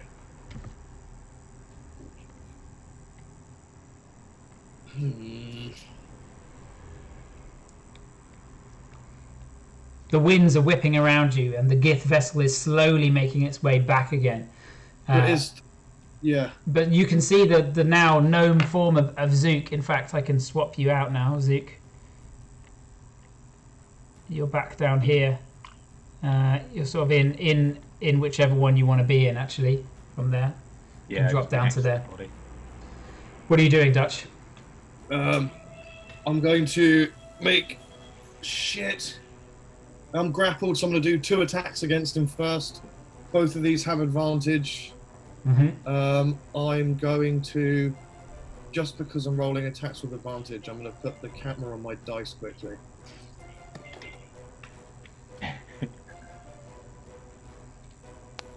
So the first one, 12, that hits. 12 plus 10. Can we all just admire Mike's outrageous character sheet? I had to post it to him because it was here, and it is just... I couldn't understand anything on it.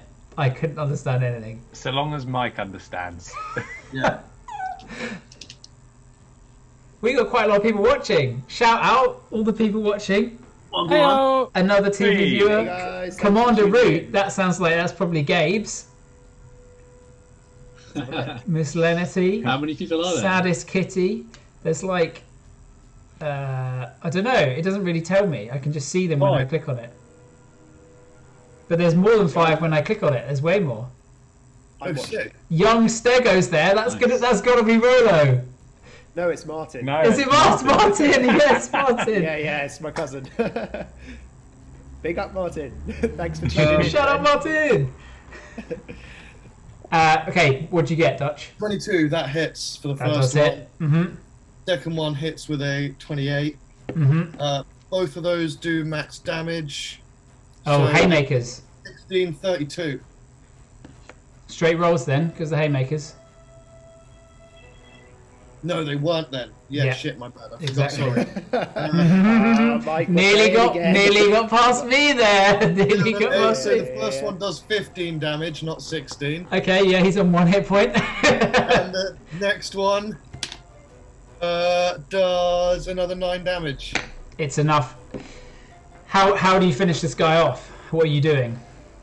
So once he'd turn around and drawn his sword against me, I'd like to grab his wrist with one arm, then snap his elbow, forcing it against the way it should bend, and then I'm going to push his own sword into his stomach.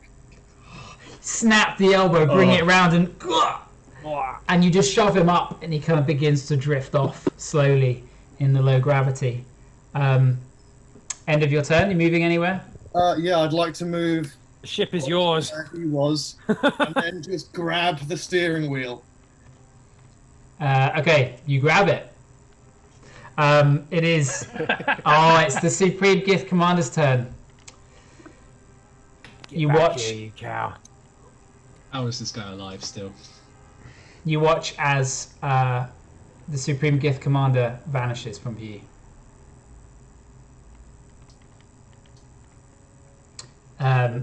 It is the Gith's turn. Seeing their commander clearly gone, both of these misty step off into the void and begin making their way. In fact, 5, 10, 15, 20, 25, 30. That he misty steps to here and then moves.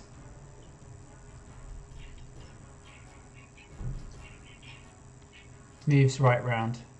Both of them begin moving this way, back towards the ship. As the ship begins to curl once more back around, Gith Commander can actually move as well. A bunch. Can move a lot. Gith Commander begins coming in from the other way, floating What are off. they doing on your ship? Yeah, not these guys. Shanties and shit. Oh no, internet bad for Mike. You wrote Gaze Gaze is going to, seeing all the Gith seemingly gone, Gaze is going to begin once more nudging at the corpse of his seeming father, Nolx. Silas is going to run to the edge. Right to the edge here, float there, and she's going to shoot 2 Eldritch Blasts off towards, if we imagine the ship is probably back here as it's curling round. She's going to look up and shoot 2 Eldritch Blasts off towards the one on the prow. The boat is like this way, so you look like we're looking down on you. Just see your heads. Both 14s plus 4, which are both 18s, which hits. Both hit. Oh, it's a 1 ID10. 15 points of damage altogether.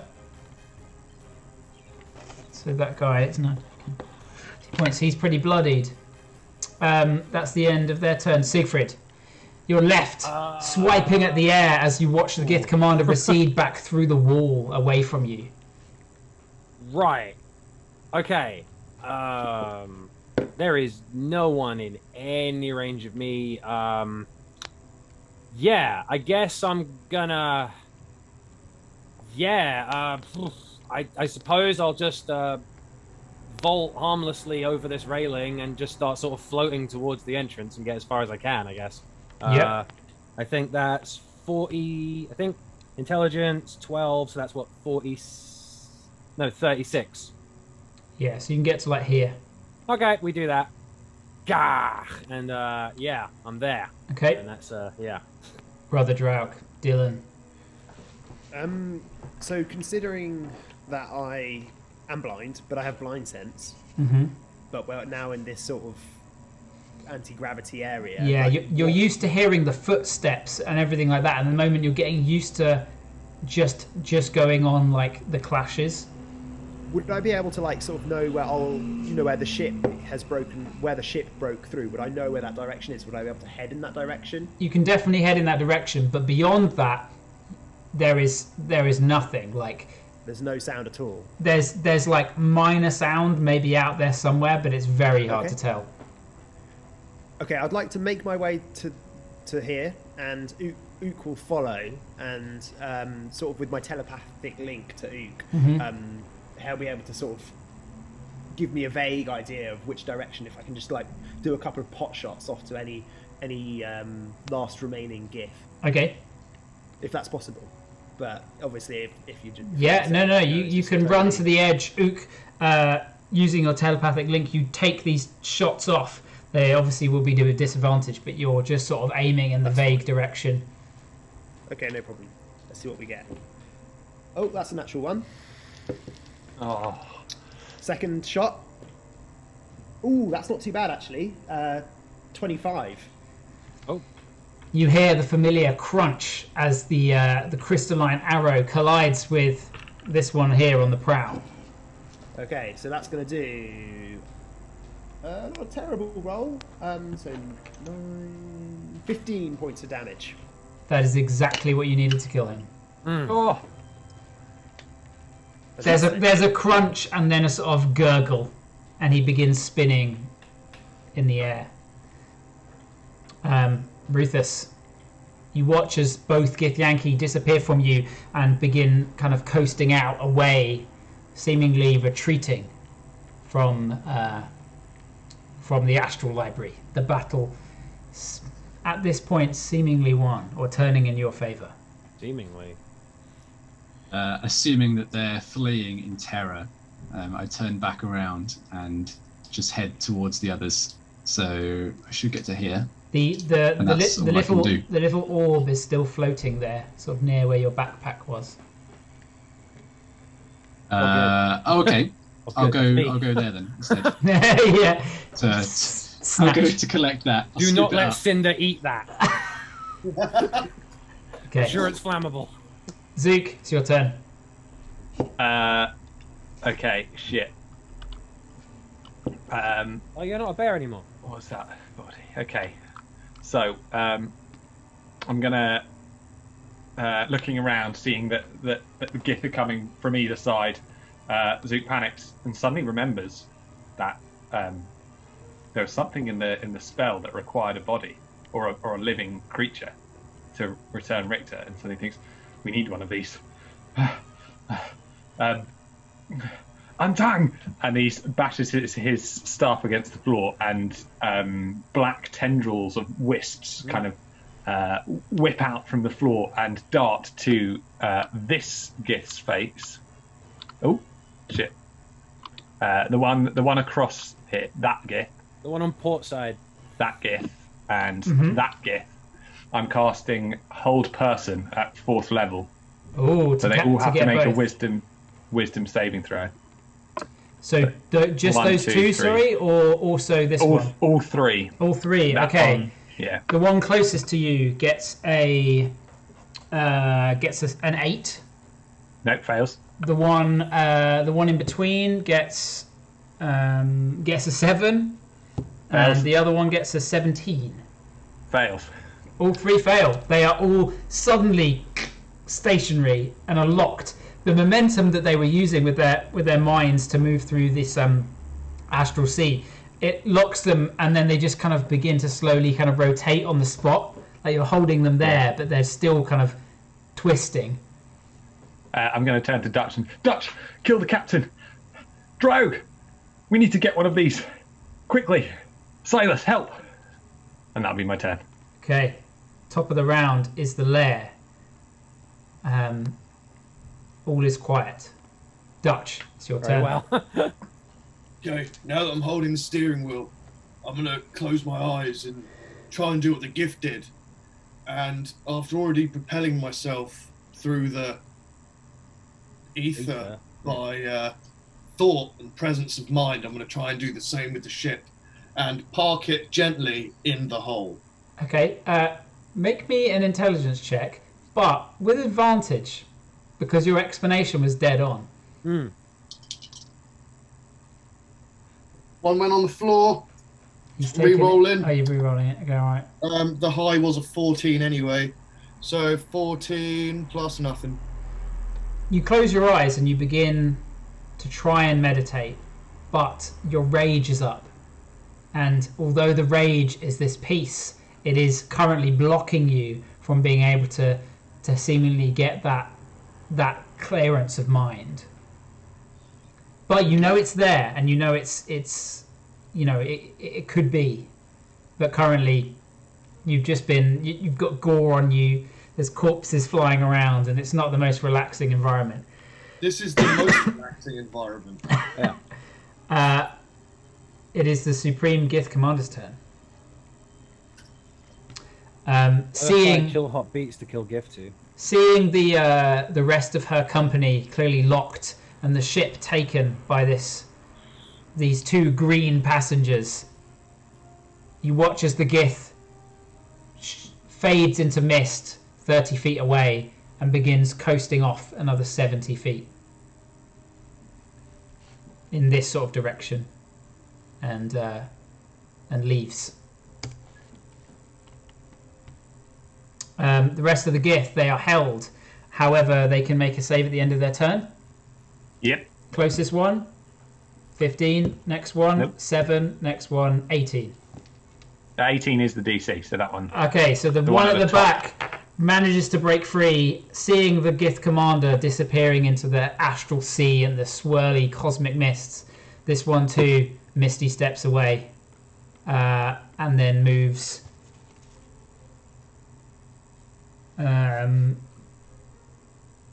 Moves 50 feet off. So they are 80 feet away, this one. And we're going to end the combat there. Oh, I have something I wanted to do. Yes? So in the last few moments, as they're escaping. Siegfried, seeing them all fading, escaping, vanishing, takes a step up next to Silas in the doorway, points at this one with her Morning Star, and casts Hold Person. This one's already held. Oh! Hooray! I don't do that. I just stand in the doorway and look impressive and survey the scene of battle and nod. What are you doing with this last one that's held? It's very low health, and Well, that's good. it's held by Zook. What are you doing, Zook? Or anyone else? If no one else is doing this, I'll float towards it and try and grapple it, bring it back to the library, to the tower. Okay. I will say between the whole person and everyone else, you slowly manage to, as Dutch begins to, with his eyes shut, pull in this astral sloop and dock it in the side of the hole where it originally smashed through. And all becomes calm once more, although the gravity has not returned. And we're going to have a short break there. Oh, hang on. Well done, everyone. Time for a cup of tea. That got a little bit hairy with Rufus there for a sec. Oh, that was close. Scary. I think all our sphincters shrunk a bit there. Indeed. I am AFK. Let's get some pogs in the chat, boys. Pogs in the chat. Pogs in the chat. See what? No one's put anything in the chat, even though people are there. Let's take 10 minutes real quick. Yeah. Or maybe not even 10. Do we have like a waiting screen? I don't. So we'll just keep it up, and I can mute everything. You can all mute yourselves. We're gonna have a quick break, have a wee, and grab another drink. Oh, perfect. We'll just wait for Mike. How was your burger earlier, Josh? It looked good. Oh, it was great. It was really good. Was that some tater tots you had with it? Just some roasted potatoes. Ooh. How do you season those? What do you do? Oh. Just a bit of salt and rosemary. Do you rub it down like you rub down your sweet potatoes? Good Christian potatoes. Good white Christian potatoes. Oh jeez. There was also Hey yo! No. I like my potatoes xenophobic, not racist. A good bit of salt and oil. The two best friends of the potato. Yeah, the whole experience was slightly hindered by the fact that I'm eating it live on the internet. Yeah. It was fun. I'm about to eat sushi live on the internet too, so hey. Is that a euphemism to actually Jesus? I charge a lot for that on OnlyFans. And it's back out of the mouth again. I literally spat it on the stream. Oh man. Coof to spit on it, actually. Anyway, Mum, if you did tune in, hope you're having a lovely evening. Loving the shenanigans. So Martin says, if people want to ask questions about characters, I had miso soup and some fried rice. If you must know. Okay, cool. Thanks, Martin, for those D&D relevant questions. Yeah. If nothing else, post your dinner on the chat. Yeah. Or compare Dinner's in the notes. chat, y'all. Dinner's in the chat. I had a delicious prawn Thai curry. We should have dinner while we play these. D&D. Perfect. D&D. Dinner with the Journeyman Questers. You know how you know how YouTubers have their like fans or like famous sort of singers or bands. They have like Stands. They have their fans that are like have a name. Sure. Yeah, like the Rihanna Navy, the Bayhive, all that. Yeah. Ours would just be the Questers. Really? I thought we were going to be skullfuckers and corporate. Alright. Skullfuckers. Oh, Papa. There's the Doge. Good girl. There's the D&D dog. It's the D and dog. It's D&D and D&D. Yeah. Dinner and D&D and dog. And dogs. Dinner and dogs and D&D. Licking our chops. Oh, yummy yogurt. If I'm not people haven't necessarily done this, but if anyone has listened to some of the episodes, you might hear her barking in the background. No, I don't know what you're talking about. We just paid for a very expensive beast sound effects pack. I don't know what you mean. It's a very professional setup. It was seamless. How is it at work, Aidan? How is it just sort of being there still, even though it's out of hours? Kind of crypt-like. Kind of like I'm just sort of wandering and stuff. Oh, you're still there? Yeah. Well, my internet's really good here, so I'm just sort of in what's like a kind of super futuristic phone shop, surrounded by like neo shisha devices. All the lights are out except for the neon lights that we keep on at night. So it's like very cyberpunky. Yeah, I was about to say there's a very sort of cyberpunk vibe to vaping culture. Yeah, definitely. They finally stopped trying to reference Breaking Bad, and now they're getting into cool stuff like cyberpunk. We decided narco culture doesn't actually sell anything, so let's do sci-fi. Does sci-fi sell? Is that a thing? There? Yeah, no, I told them that I had an important family Zoom conference. Where's the lie? Where's the lie? I asked you just said that on live stream. And where's the lie? Yeah, there's no lie. Now. I'm a valuable employee at this company. Family is subjective. I'm a load-bearing wall. Fantastic. Damn, is Mike pooing? Yeah, I don't know what Mike's doing. Also, how long do people want to play for? Mike said. Feeling lighter? Mike said latest 9:30. How does that sound for everyone? That sounds fine for me. Yeah. Yeah, that sounds great. Okay. Yeah, I'd love to play a little bit longer, but I mean that's fine with me. It's a good round 3 hours. Oh, 3.5 hours then. Well, that's plenty of time for me to get home and make dinner. Exactly. So. Yeah, am I? Yeah, we can hear you. It's all good. Cool. So, welcome back, everyone.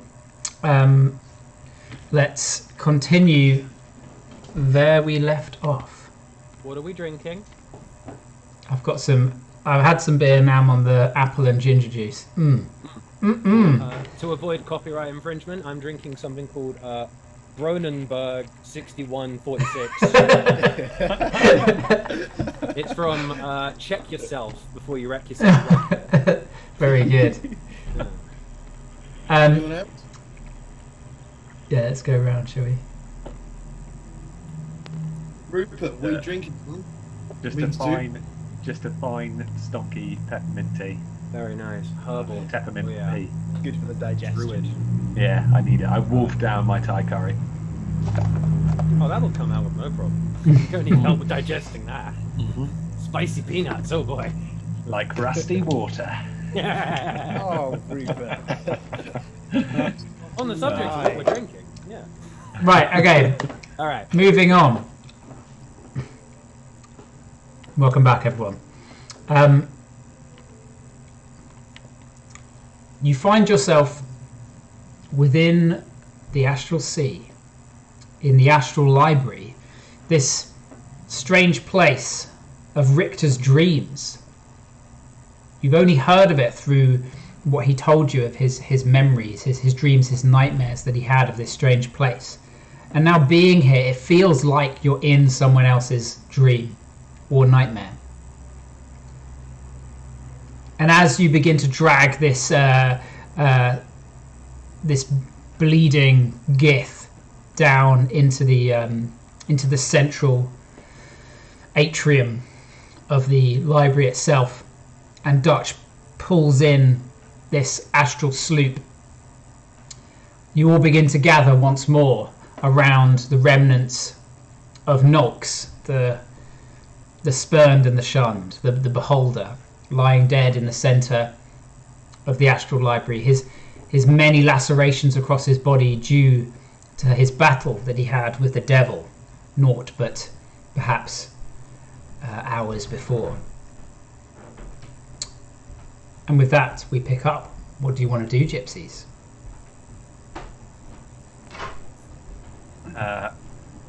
refer to the tome again, I think, and reflect on what it was that the spell needed. Who has the tome? The tome.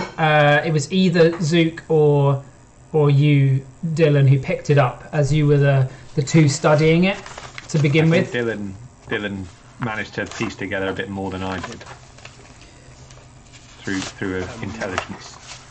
Could you refresh me, DM? Yes. What the tome had informed us. So you managed to both collectively decipher this tome. Nolks had left you notes and various things, but it was, as well as his note that he left you, it was splattered in blood. You figured out that it is a spell known as soul transference, both divine and arcane. It requires an hour to cast and requires some pretty hefty material components. Dutch. I was thinking before we try anything with this. I am back in the main room now, yeah? Yeah, I'll say you've docked up the astral sloop, and it's quite easy to tether it to the library. It's there now. Yeah, okay. How am I getting my leg out of the chain? That is a good point. No, you asked me this, and I responded, we don't need to get your leg out of the chain, we need to remove the harpoon from your leg. Right. I'll make a medicine check to try and yank the harpoon from his leg. Yeah, you can try and make a medicine check. I will assist him if I can, because I don't want to lose blood. Yeah, it is wisdom based. That's a wisdom check too. Do I have advantage then, if he's helping? Can I insist that I take the lead on this, knowing that Dutch is more brawn than brain? Are you listening, Dutch? Yeah. Dutch, whoa. Just hang on. Let me guide you. Is this going to work, or am I going to tear an artery? Yeah, no, you open the wound up with your little fingers, and I'll just pop it out. Okay, do I think we can do that? It's just like pulling out a big arrow. We've done it loads. It's fine. It's just a much bigger arrow. On a smaller leg. It's gonna definitely need breaking off on the other side and pulling through. There's no way that the barbs will ever. They're like wider than your leg. I've just had a word from God that we should break it in half so that we don't have to pull the barbs back through. Dutch, I once saw you break about an 8-foot wide stone on your own head. Can you not just snap a chain? Overhearing this, no, I was about to, no worries. I'll punch the chain in half. Sonic boom. Tashi? Roll the medicine check with advantage then, whoever's doing it. What, to break the chain? Oh, if you want to break the chain first, roll me a strength check. Can I hit it with the dual katars of the storm? Yep. And thunderous smite the chain? You can only use the thunderous smite if you crit, isn't it? No, 3 charges a day. I can use a bonus action. Oh yeah, you're right. Yeah, I'll say you don't need to roll if you're expending a charge. Yep. 300 feet in any distance, just this echo of this thunderous smite hitting into the chains. They just break that side, and between both of you, Zook, with your high medicine, you're able to extract it without further damaging yourself, but it will need some serious healing at some point. While they were doing this, also including the time that the astral sloop was being brought over, could Draug have the Githyanki that was being held by Zook? Would I be able to restrain him further, like tie him up, make sure that he's not going to be able to use magic, etc., etc.? Yeah, make me a survival check. Okay. What are you binding him with? Do you have rope on you? We got those manacles. Mm-hmm. The manacles. I do have manacles. Those manacles Stop people from teleporting. Yeah, I'll use the manacles. I've got I've got the item here somewhere. Dimensional shackles. I've got it right here. I'll use the dimensional shackles, DM. Well, remembered. Like shackles but neon. Are the dimensional shackles like a one use? Nope. How do you remove them? Just place them on a creature. Like back cuffs. Yeah, but I'll cuff them from behind, so he's unable to, you have use of his arms. Okay, you place these intricate and exquisite shackles upon his wrists, and they clamp. And you feel the kind of misty energy that could have taken him unable. He seems fully manacled now. Great, and I guess I'll put a length of rope around his ankles as well. So once every 30 days, he can try and make a strength DC 30 check to break free. Yeah. He's going to try and make one now. He actually, even if he rolls a crit, he can't break out. So, yeah. It's a roll of 30 on a strength, and you can break out of dimensional gauntlets. Yeah, but you can only do it once every month. You can attempt it. You can break reality once a month. Okay, so you have the gift bound. Yes, you are. The gravity is not returned, and all the books and everything are kind of just floating around. You look up the great tower above you that spirals with its strange walkways and intricate Gothic design, and there are just bits of like blood and glass and other like books and parchment that are all just kind of floating and swirling up until it gets to the very top. It's just lightness up there.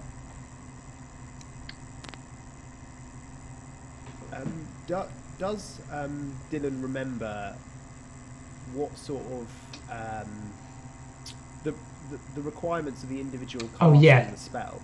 Yeah, let me repeat. Or... So it's both arcane and divine. It needs a caster of both, or someone who can cast both, to perform it.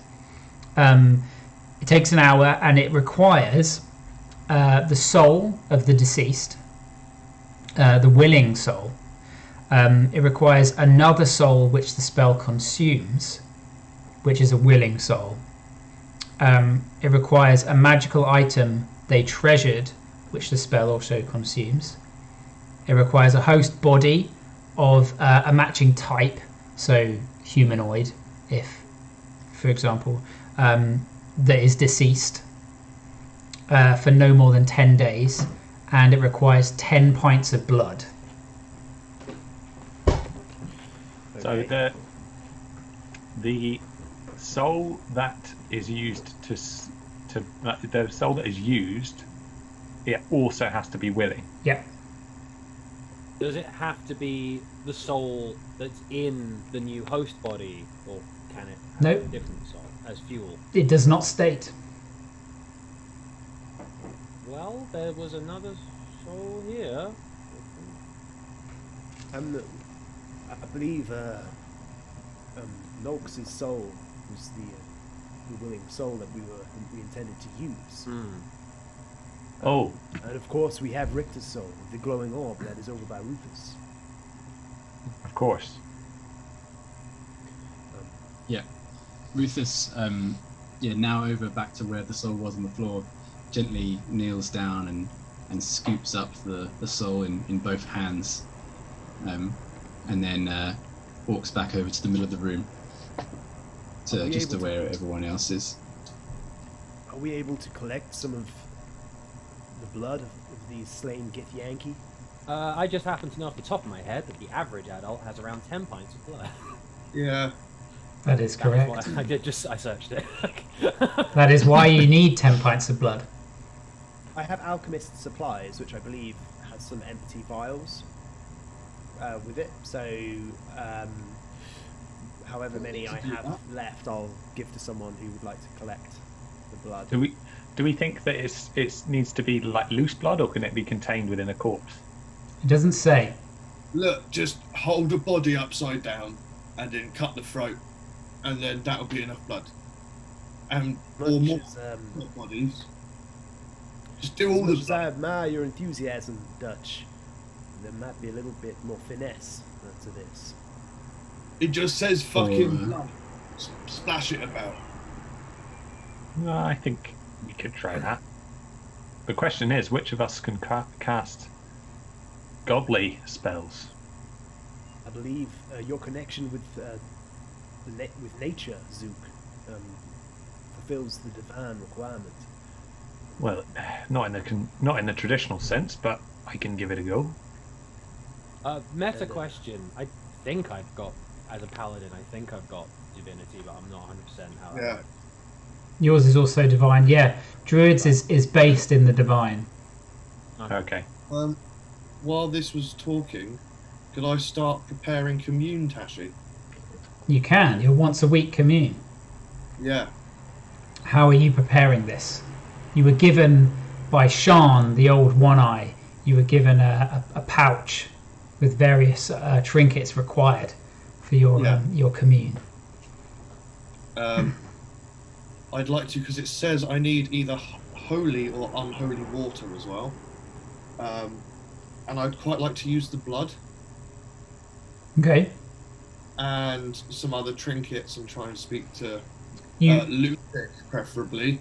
you take a place to the side of the library, and you place the bones in the air and twist them, and they begin just rotating in the low gravity. You sit with your legs crossed, and you release some of the blood that you've gathered out into the air, and it just kind of floats there, occasionally colliding with some of the bone and some of the old little wooden trinkets that the old one-eye gave you. You close your eyes and you concentrate. And for anyone watching, Dutch, he levitates off the ground, as there is no gravity here, just with his legs crossed. And the green mother bear seems to envelop him around. You feel its warmth kind of surrounding you. You may ask a question of me, Dutch.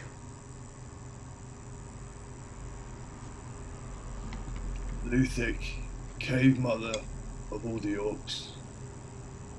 Do we have what it takes today to bring my friend back?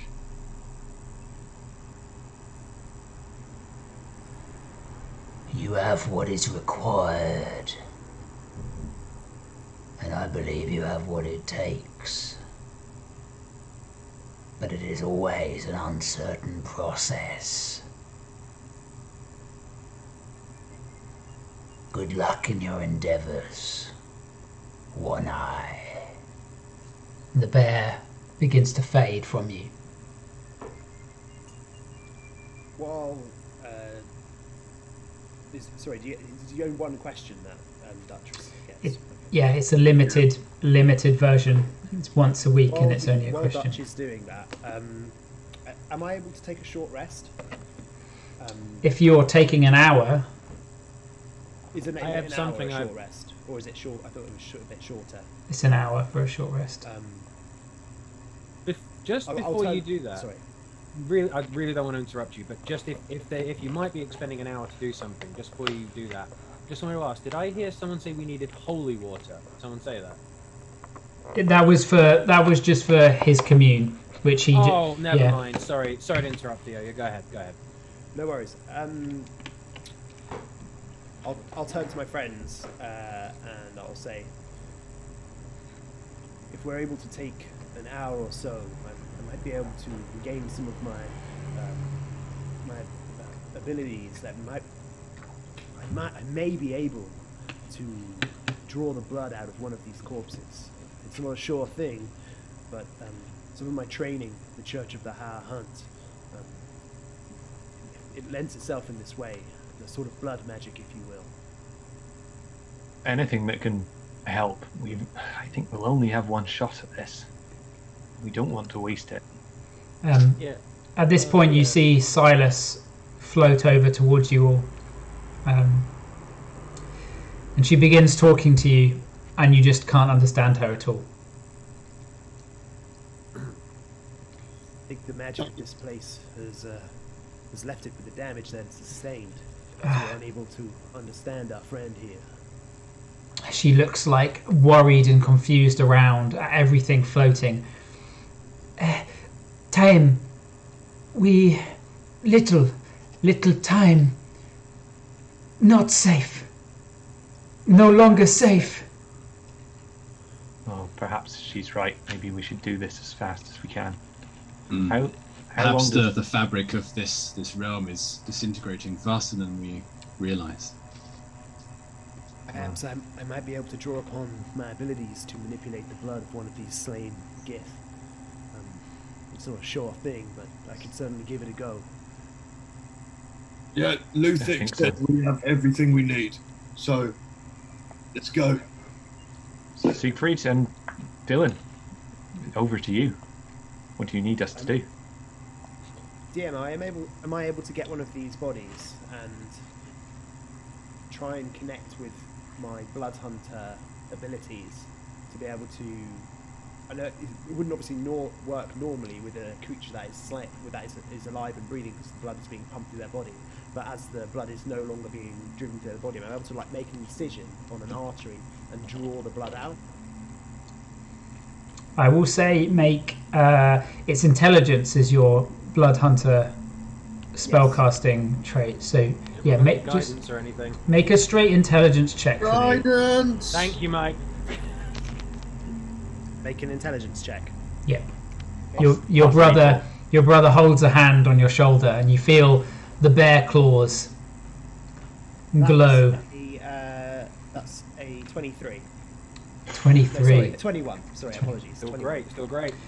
Let's do it, boy. You move to the Gith corpse over here, and you watch as Brother Draug, his his grim expression, his blackened eyes, and his hard to gaze upon face. You crouch down and make some small incisions, feeling, using your senses, feeling where the blood is still warm within the veins, and in making small incisions in there.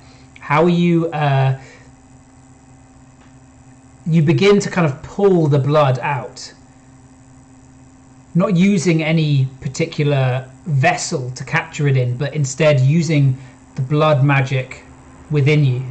And you draw and draw and draw, and slowly this ball of blood that's floating begins to grow and grow and grow as more blood pulls out, until the body is left pale and dry, and before you is a sizable spherical orb of blood that's just kind of undulating there. You bring it. The surviving Gith.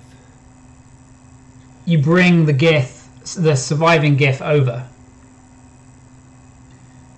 It's just like bound and looking up frantically with a menacing gaze. And do we have the soul? Is the soul here as well? You know that the body you require has to be dead. Has to be dead. Yeah, but deceased. I thought, shouldn't we? The other ones are all like cut up and bashed up and shot and mauled. So would it not be good to like strangle this one so he comes back to a body that isn't bleeding mortally? Just make sure you don't smash the larynx. Yeah. Do we have a way to take his life without? Yeah, strangle him. I'll strangle him. I'm not opposed to this. I'll just strangle I him. understand. Yeah. I know this might seem a drastic action to some of you, but I'm not opposed if you are not either. My brother committed himself to whatever it is that controls this library. He wouldn't do that if it wasn't worth doing. He had a good heart. Whoever these cunts are, they're trying to destroy the thing that my good-hearted brother is trying to protect. Therefore, ergo, they're fucking evil. I don't mind. Yeah. Do what you need to do. No, I'd Do we have a way over. to take I'd this like- one's life without affecting any of his internal organs? Yeah, strangle him. I'd like to float over to the Gith and look into his strange, pale, sallow eyes.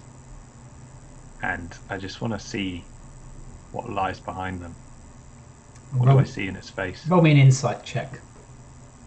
Dude, don't do this. Luke would.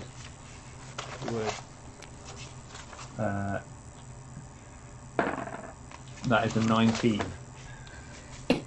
You stare into this trapped animal, this trapped animal's gaze, but it is unlike that of a trapped lynx or a rabbit caught in some snare.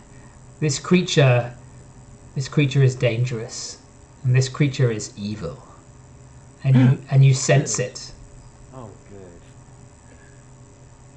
It wouldn't do well to keep it alive. Hasn't got any good in its heart. I think we use it. Yeah. Just gotta be dead then. Yeah. Shall I strangle him? Well, I don't want to cause any undue damage to my brother's future vessel, so I could just try putting my hand over his mouth and close his nose till he just, smothers. That's an option. Strangle him. Yeah, you get his nose, I'll get his mouth. Between the two of you, you pin him down, and the rest of you kind of uncomfortably watch or look away. And Can I speak to the GIF as it starts to convulse? sure. Like, Richter said there was like retribution, and you've been really evil, so here's your retribution. You're gonna be Richter now. And then just pinch his little nose shut. They've got His legs kick. their nose is actually a bit of a slit like Voldemort, so you just So I have put to my fingers put in your it. fingers in his nose. The final convulsions pass through the body of the Gith until it lies still and dormant, the orb of blood floating above it. The one's blades might. Right, While what's they're next? while they're doing this, I'll take Zook to one side and sort of gesture to him to help me start preparing this ritual. As I know that the requirements of his divine powers are essential for its success. Okay. I So must say it's quite nice to see everyone floating around. It makes me feel a bit more normal. over the next hour, you begin preparing this ritual. Both Draug and Zook moving around with this book and this tome.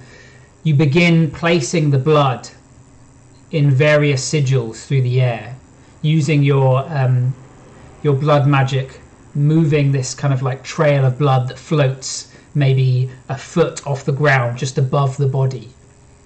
You create the sigil that looks like this. Damn. Ooh. Like it. It's a D8. And eventually, with the last drop of blood, you just complete this sigil across. And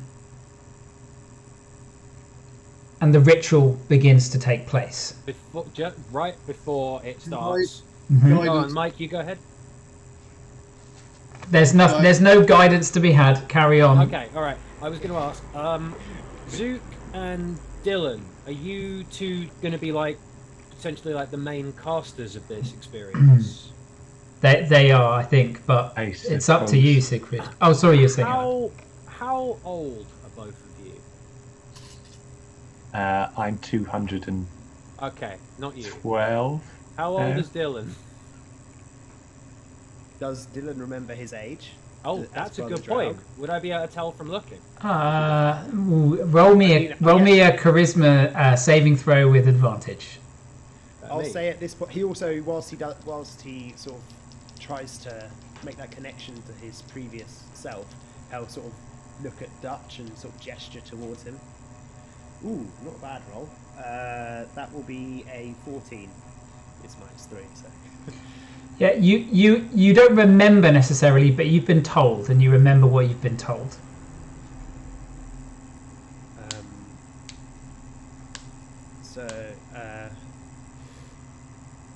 Dutch, I know the ballpark, but do you have an exact figure?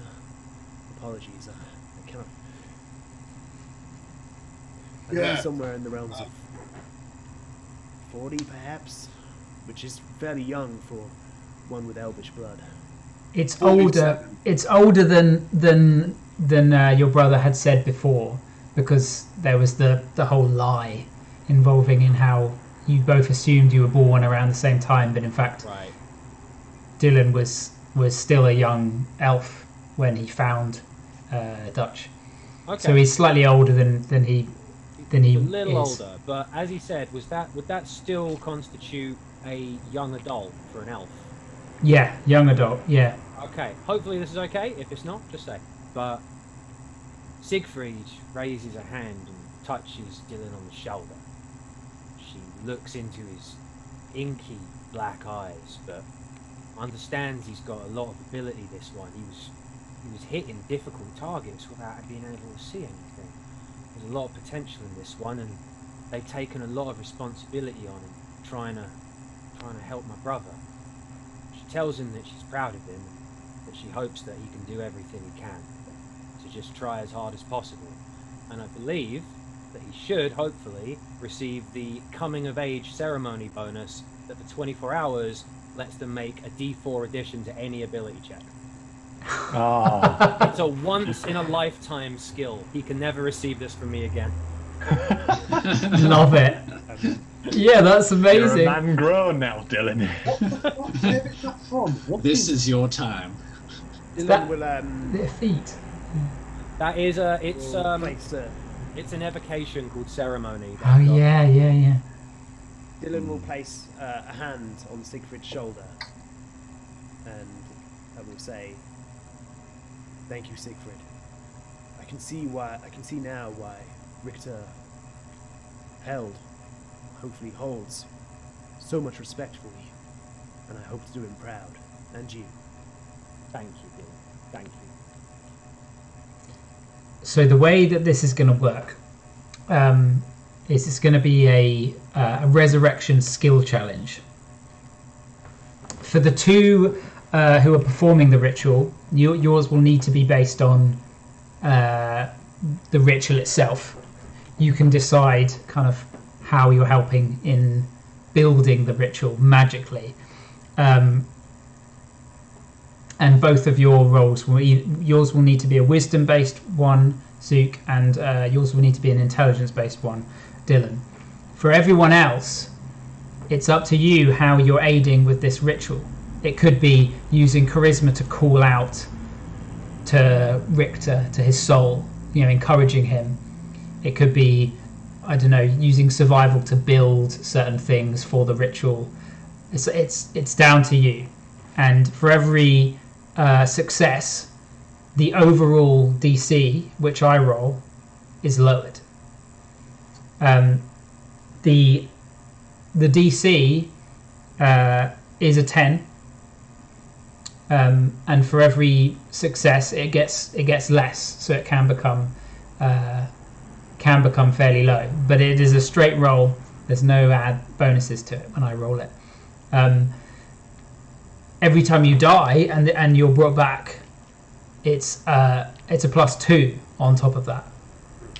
So if Rufus was to be brought back again, it would be a 12, his straight DC, and it would get progressively more and more.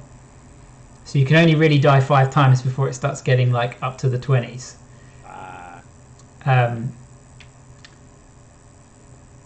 So we will start with whoever feels as though they're ready in this skill challenge. What are you doing as part of the ritual for Richter? I'll go. I'm thinking. One sec. Yeah. Zook will walk into just like by Nolks, kind of in the middle of the chamber, and he'll put the Staff of High Canopy down in the middle of the kind of sigil, and he will use one of the charges to extend it and grow it into a great tree, 60 feet tall, within the space of the Great Tall Library, and he will float up about 20 feet, and he will put his hand on the tree, remembering the place where Richter slayed a mighty green dragon, and remembering the greatness of such a character, that destiny cannot be finished with him, and I will dig deep into my own roots as well as the root of the tree, and channel its restorative powers back down into the ritual below me. And what skill are you going to use?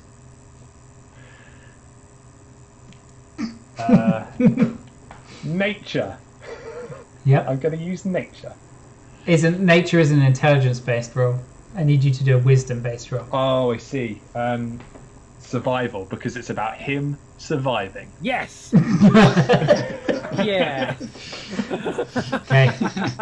Make a survival check. Okay. It's a 6 plus 10, 16. 16. The leaves begin to kind of fall from the tree and float slowly around you as you close your eyes. Beneath you can see the great sigil of the actual temple, and overlaid sort of above it where the Gith lies, the smaller blood sigil off to the side, where Brother Drow crouches down. The great tree overshadows all. Who is next? Could I try? Go for it, Dutch. So, I'd like to look for the biggest, bloodiest piece of rubble that's here. Like the longest bit. Then I'd like to flip it over once again in some blood. So it's like a nice big red tower. Okay. I'd like to stand that near where, like, in front of him where we're doing the ceremony. And then while standing next to a big red tower, I'm going to use command on the little wisp.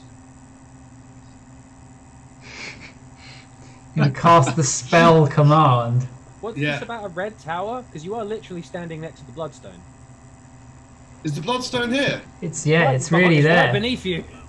Oh, that shit. big glowing red thing. I sort of imagine you're doing the ritual by it. Yeah. Yeah. And I'm gonna... Shit, that was my whole thing. Well, there's a mini bloodstone now too. Dutch pulls up with a mini little stone covered in blood. I'm so helpful. What's the one word command you're saying? Live. So what skill are you doing? I'm intimidating him to live. Roll me an intimidation check. And Richter, can you roll a wisdom saving throw? Yeah, 1 sec. What is it? It's charisma. Oh shit, that's a 18. Really? 8. Look, Richter got 8. So Richter fails the command. 14. Not that it really affects him because he's a soul. Okay.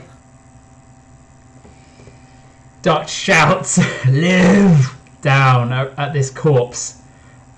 Who's next? No, not the corpse. I the spirit. Oh, the spirit. Sorry, yes. can go next. Yeah. Hello. Go for it, Rufus. Go for it. Okay. Just so Rufus, he stands there in this weird astral library, cupping the wisp of Richter's soul, and he takes a moment. He pauses and sighs. He closes his eyes, and when he opens them again, Rufus's eyes are a bright green, as he tries to channel the magic of High Canopy that's within him somewhere, trying to form any kind of magical connection he can, seeing as what's going on is some magical thing that's beyond Rufus. He doesn't know if it's working or not, but he tries it anyway, just to see. And then he looks down at the wisp and speaks to it. Richter, I don't know if you can hear me right now, but I need you to listen, and listen good. We need you. We need you, Richter. You must come back to us. It is of the greatest importance. If only you could see, I and the rest of us all around you here right now, trying our best to bring you back, doing all that we can. And all that I can do is try and persuade you. Richter, without you, I fear for the lack of redemption that we have within our party. All those that we come across in the future. I cannot say what will happen to them, but if you were there, I know we could lead them in the right direction. And I'm going to use persuasion. Use persuasion. It's a 10 plus 9. Whoa! It's 19. Okay.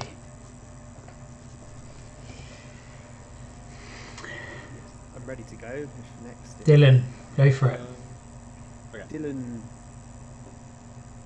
he sees his friends and their efforts and smiles to himself and thinks how wonderful it is the lengths at which his friends, his closest friends, would go to for one of their own. And using this inspiration, he begins to mark the arcane runes and sigils with the blood that's required for this ritual on the floor. And he has a faint glint in his memory of an old friend. An old friend who was the first to teach him and lead him along his arcane journey. His name was Kofid. Kofid and Glocta. The first two individuals to show him the basics of arcane magic. And he thinks of those initial runes that he learned to visualize when he would cast a spell. And then he thinks back to his time at the church, and how Father Aureus and the other tutors there guided his arcane knowledge further. And he sort of kind of gets into this meditative state as he's creating these arcane runes, and it's sort of like a work of art. And he's just so focused. And I'm going to use an Arcana check to Very nice. finish these arcane runes. Oh, that's a natural 18 for a 25. And that's with the +4 I gave you as well. I will use it. Yeah. So a 27. Oh no, that's for everything you do for 24 hours. Oh wow. Okay, so 27. Whoa! Okay. And as he finishes it off, he looks over at Siegfried, Richter's oldest friend, family, knowing that it's up to her to finish off this important ritual.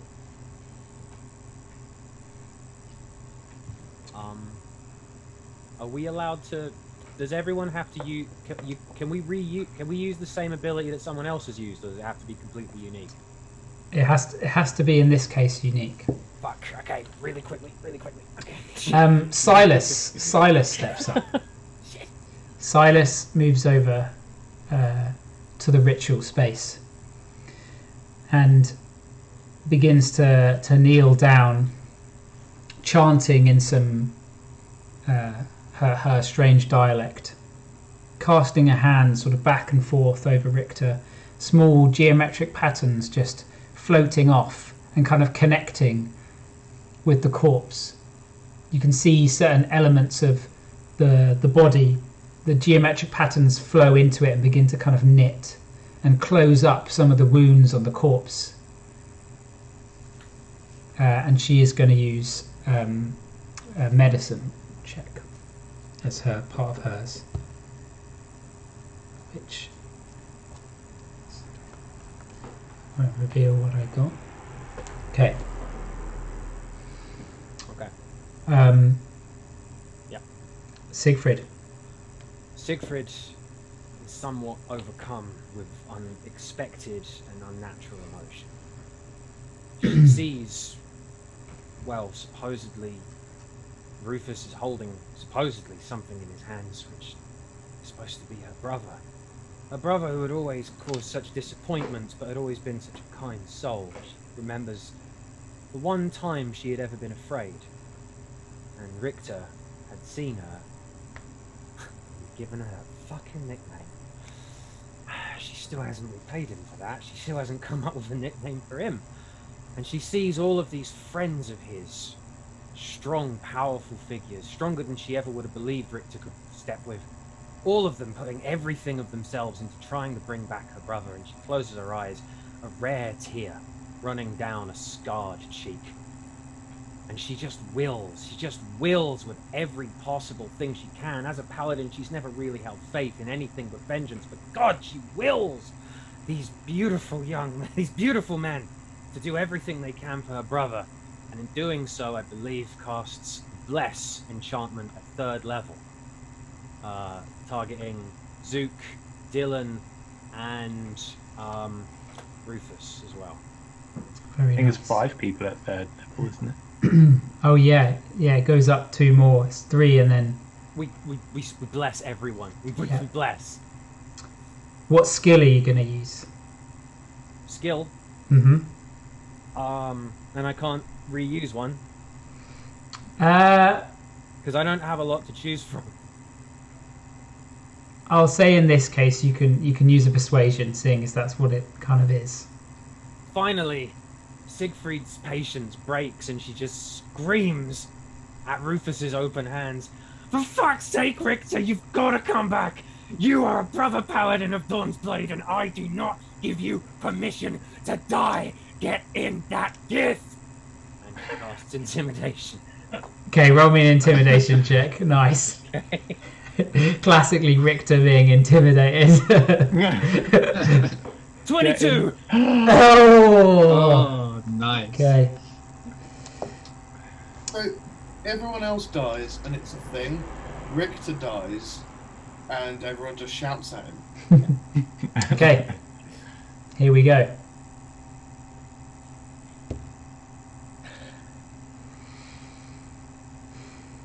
You stand around as the blood slowly rotates and coalesces, sucking itself into the body. A bright light shines forth as both Zook and Dylan chant the words from the book, the words in this strange, broken language. The light shines brighter and brighter and brighter until the whole corpse is just covered in this brilliant white, until it's no longer visible. Everything around you begins to turn slowly white. Gaze slowly shuts his eyes, and all of you begin to shut your eyes at the bright light, except for Draug, who stays, his dark, pupilless eyes gazing forwards, sightless. And there's a strange sucking sound. A kind of wet, sucking, disgusting noise. As if air is being kind of sucked through a kind of fleshy wetness. The sphincter.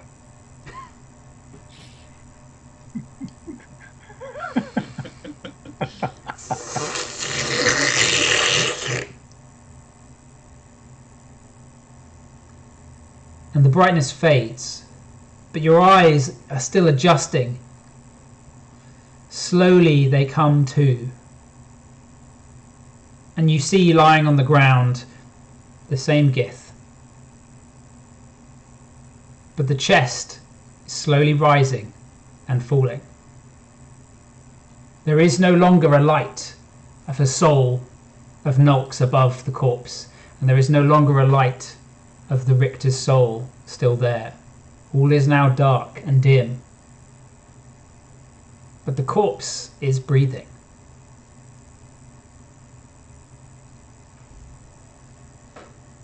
Richter. Richter?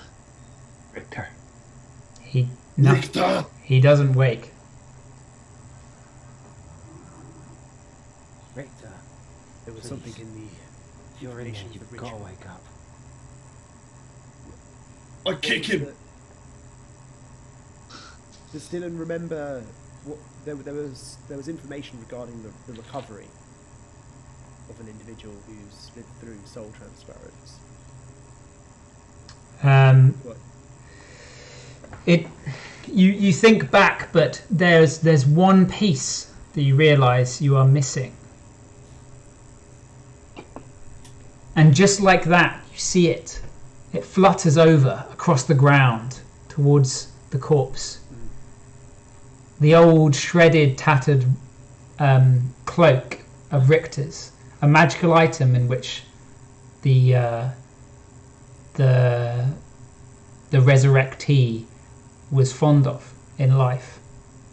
It wraps itself around Richter, its shredded sides sort of revealing areas of the corpse. And it slowly fades. And there is a gasp of breath as Richter's eyes open. Yes!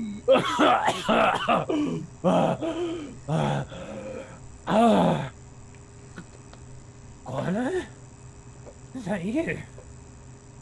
Oh, God. Oh, I feel a bit clear. Oh. Welcome back. Wait, you're in the library. This is the library. My hands, what?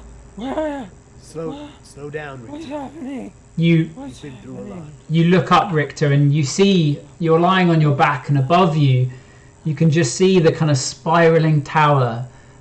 But all these heads come into view, and you see Dylan and Dutch and Ruthus, Lord Mayor, and Zook, and you see Silas, a huge canopy above you. Silas and Gaze stand near you, and then finally a very familiar Siegfried or Guano. My nose feels a bit absent. You gave us quite a scare there, friend. Welcome back. Malik, and the Richter tries to sort of get to his feet, but that is not happening. He is just sort of like weakly wiggling, like You're just wiggling in zero grav. the devil's Malik. What up? Where? How is this? Oh, and Richter just sort of collapses a bit. You've gone and done what the mayor did. You died. And now you're not in your body. Can someone help me up?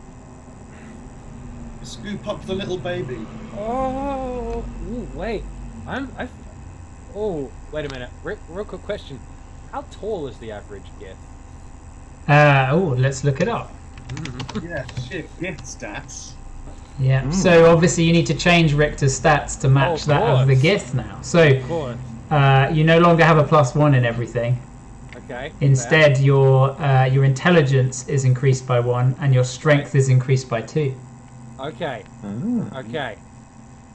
So essentially, you get 1 strength, but you lose 1 in everything else. Right. Okay. Those Eldritch blasts aren't quite so fail-safe anymore. Okay. Gith are on average size. They're slender. They're kind of more slender and thin and lanky, and they're about 6 feet.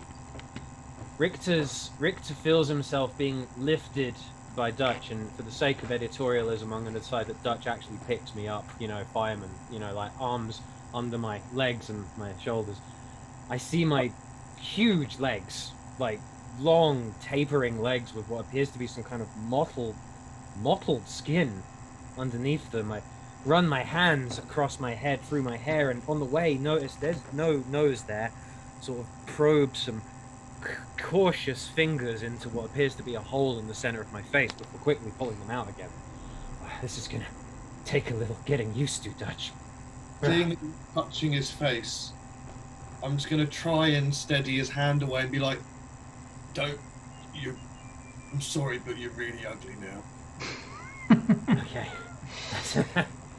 Siegfried, well, there's not a lot of difference there, is there? Siegfried's mood is completely different. She is completely at ease and happy now. It's almost weird. It's like Bron level, like casual. If everyone wants to look at the feed real quick, I have switched it over as if in preparation for this. Yay!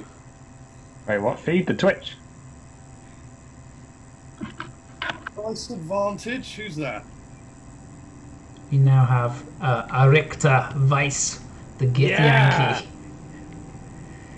Warlock Paladin. There we go. Welcome back. Yeah. Welcome back. It's good to be back. I rolled a. I'm a gift now. Oh, that's so fucking cool. Oh shit. I rolled a 14, by the way, just so everyone knows. The drawing. Roll a 14. I rolled a 14, which succeeded. Oh What did shit, the this is DC cool. go down to? It went down a lot. I'm not going to say, but it went down a lot. It was going to be pretty difficult to fail at that point. You all rolled so well on all your skill checks. Well, So, you are standing within the Astral Library, your Astral Library, Richter. And Silas comes over to you, but Silas is unable to communicate.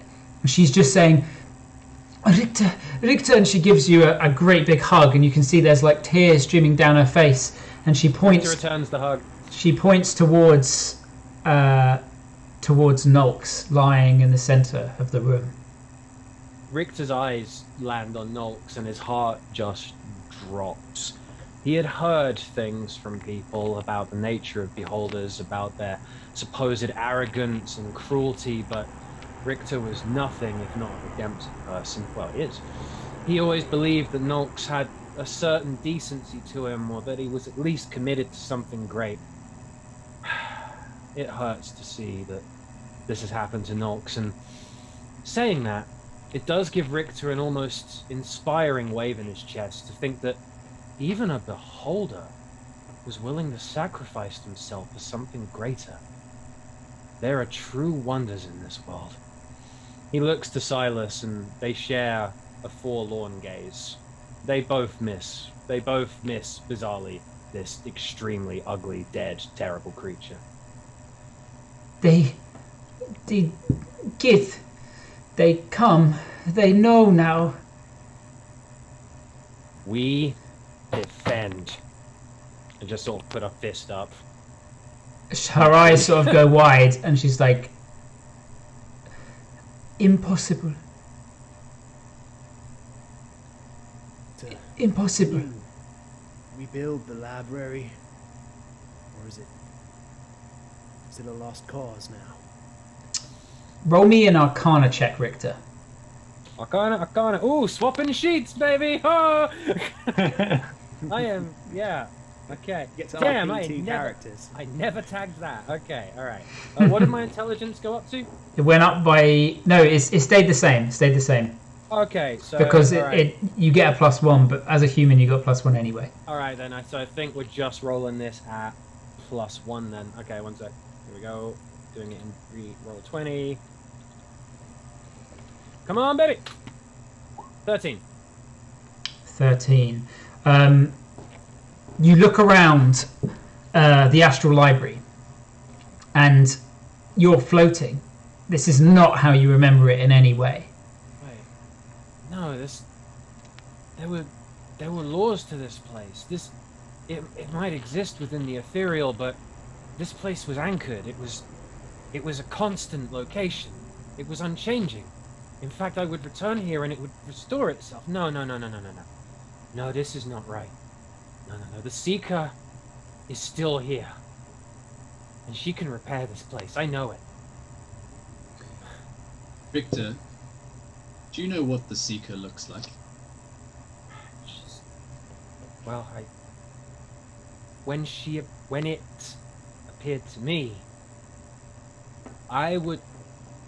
an almost religious kind of reverence and like modesty falls over Richter's gaze, and he sort of won't meet anyone's eyes. It says, when it bestowed its presence upon me, when it blessed me with sight of itself, it appeared in the form of a humanoid female. I would be quite surprised if this were its true body, but this is the form it chose to take. I don't suppose any of you, it was quite a ephemeral image, in fact, not entirely corporeal or almost made up of the ether itself. Whilst we were fighting, you saw it?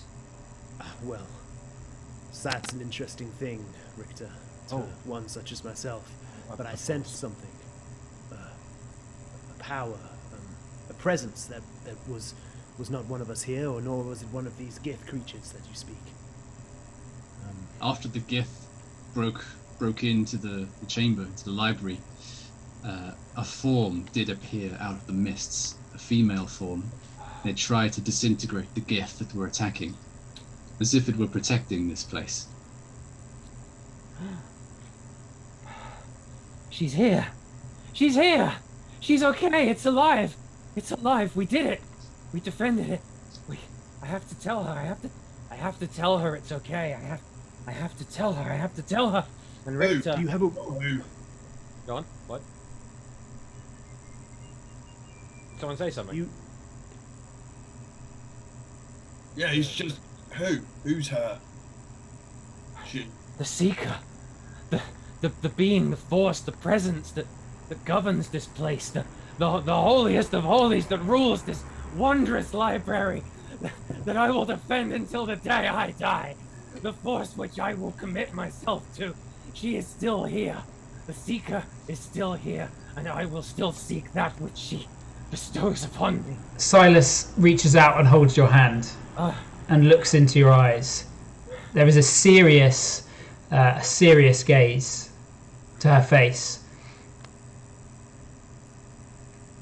Silas, we can fix this. We can restore this. We cannot. We cannot. At this point, Gaze lets out a sort of shriek, and you can see Gaze is floating over by the ship, the sort of astral ship that's docked in the side of the library. And you all run over to where that kind of caved in area is, and you look out across this expanse of strange cosmic astral sea. Brother Draug and Zook, you both see something far off. You see almost like when the sun catches metal. Maybe 10, 20 small things in the distance.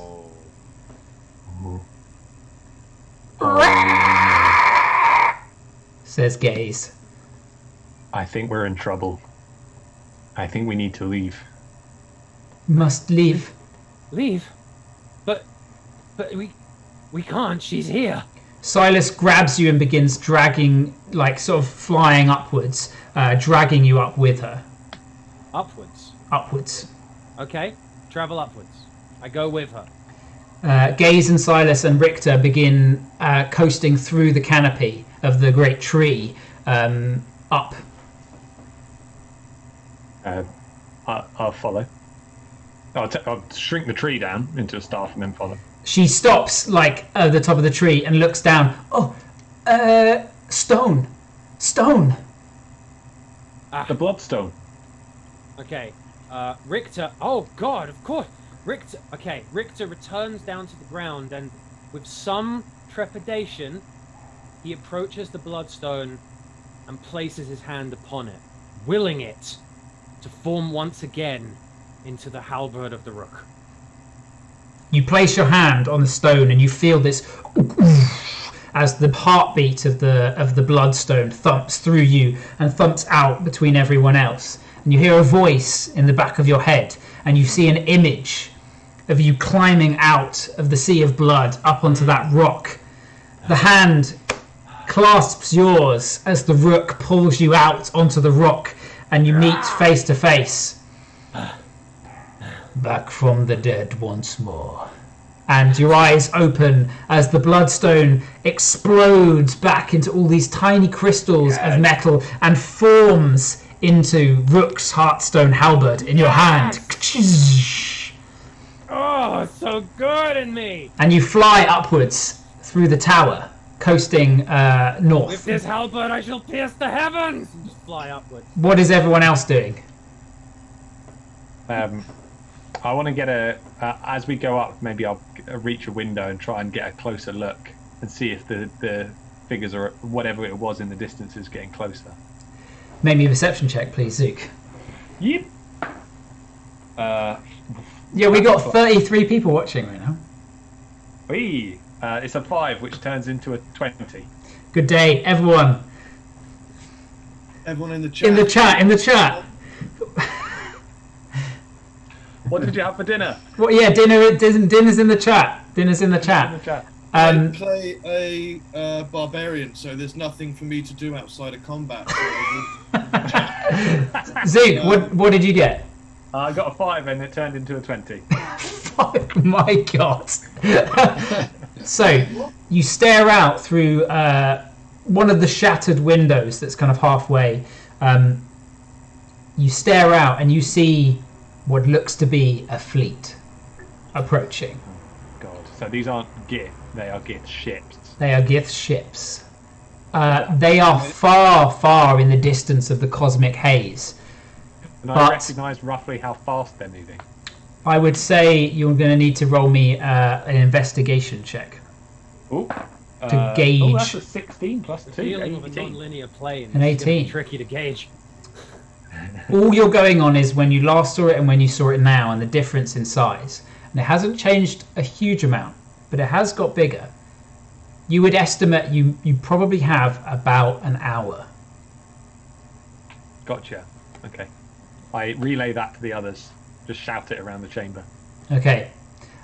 You all begin coasting up. Are you taking the tree or are you leaving it? Taking the tree. Okay. Always You, take the tree. you reach your hand out onto the bark and the tree once more forms into your staff of high canopy. You can see the small little like birds and things floating around it. Do you have Cinder with you? Yes. I imagine I fashioned a little like shoulder-mounted like brazier to like To keep it in. That is so The little baby cool. flame elemental in like a little holster on He's your distracted, yeah. He's got like a little Yeah. brazier epaulet on his shoulder. That's so Yeah. sick. He's my dude. Ah, dude, you No. could get a lantern and put him in a lantern.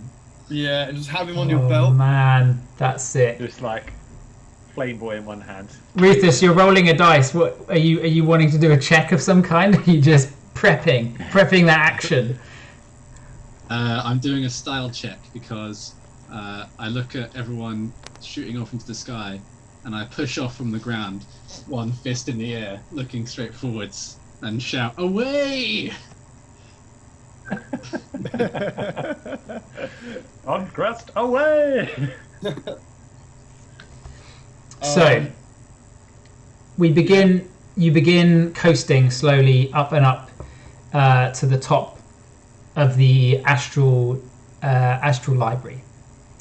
And as you reach the top, there is the singular door. Silas pushes it open and you enter Nox's observatory. Of course.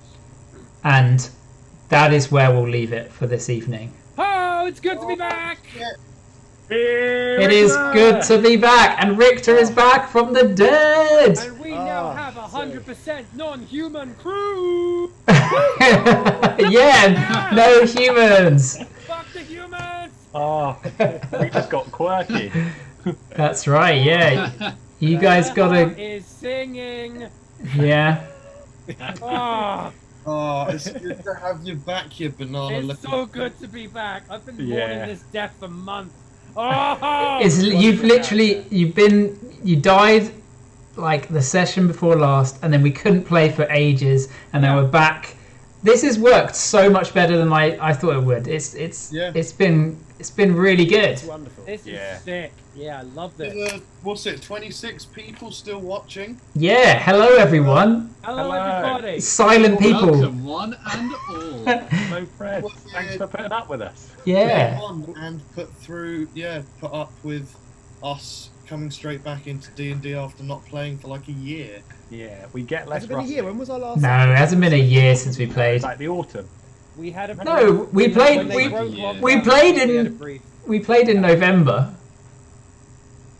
So Yeah, it's- Yeah, that But was we a did year literally ago. That was we last did 2 year. or 3 That was the sessions, last didn't we? year. yeah, it's been a while since we've been able to play like continuously play. Main sesh. We were Yeah. doing weekly sessions, weren't we? And then obviously. Yeah. So hopefully, This Yeah. is going to be. And I intend to call full schizophrenia by playing as both Siegfried and Richter. Dude, you know. I like that there was a couple of little double interactions that happened, which I was looking forward to, which was good. Yeah. Those are tricky. know- Yeah. Aidan, I will say that you're not the best at keeping characters alive, so having 2 is doubling up on their probability. Yeah. Yeah, What's I just look at it as having a backup piece. You know, Siegfried, she's my derringer down in my foot. You know, she's my 38 snub in my sock. Well, I'm personally very glad that Richter is back, because it means the show will go on with the Astral Yes. Realm, which is fun. Oh baby. But This has been. Oh man. at what cost Ricker's though? story At what was cost? So not over. Yeah. No. Yeah, it feels like it's just begun, and Yeah. the thing is, the death is, although you've come back, the cost to which you've come back is cost the life of Nox, and now pretty much the library. So Now, technically, none of you have to tell Richter that. no, that's He true. has no idea. I imagine as you're flying up, you scoop up the book as well as the notes and Nox's letter that he left. But yeah, we'll pick up Yeah. the Right. final remnants of the library. Ooh, baby! Yeah, I must sign out first. I'm When guessing, are because- people free to do the same? Should we do the same next week, Wednesday? 100%. Yeah. Wednesday's good for me. I can 90% commit to that. I can let you know probably by tomorrow. Sounds good. I prefer a Tuesday or a Thursday. Can do either of those two. Oh, not Tuesday. Probably do either. Probably Tuesday We'll might be really. I'll do a poll in the thing. Oh no, they don't exist anymore. I have to do a weird other one, but it's pretty annoying. God damn it, Brexit. God damn it, Brexit! Brexit! For anyone watching that is interesting, before we close up, we've got a podcast. It's quite far behind. You've just absolutely been wrecked by spoilers if you've watched this, but oh well. Like it starts and Rufus is still a human. There's like so much. No way. Yeah. No.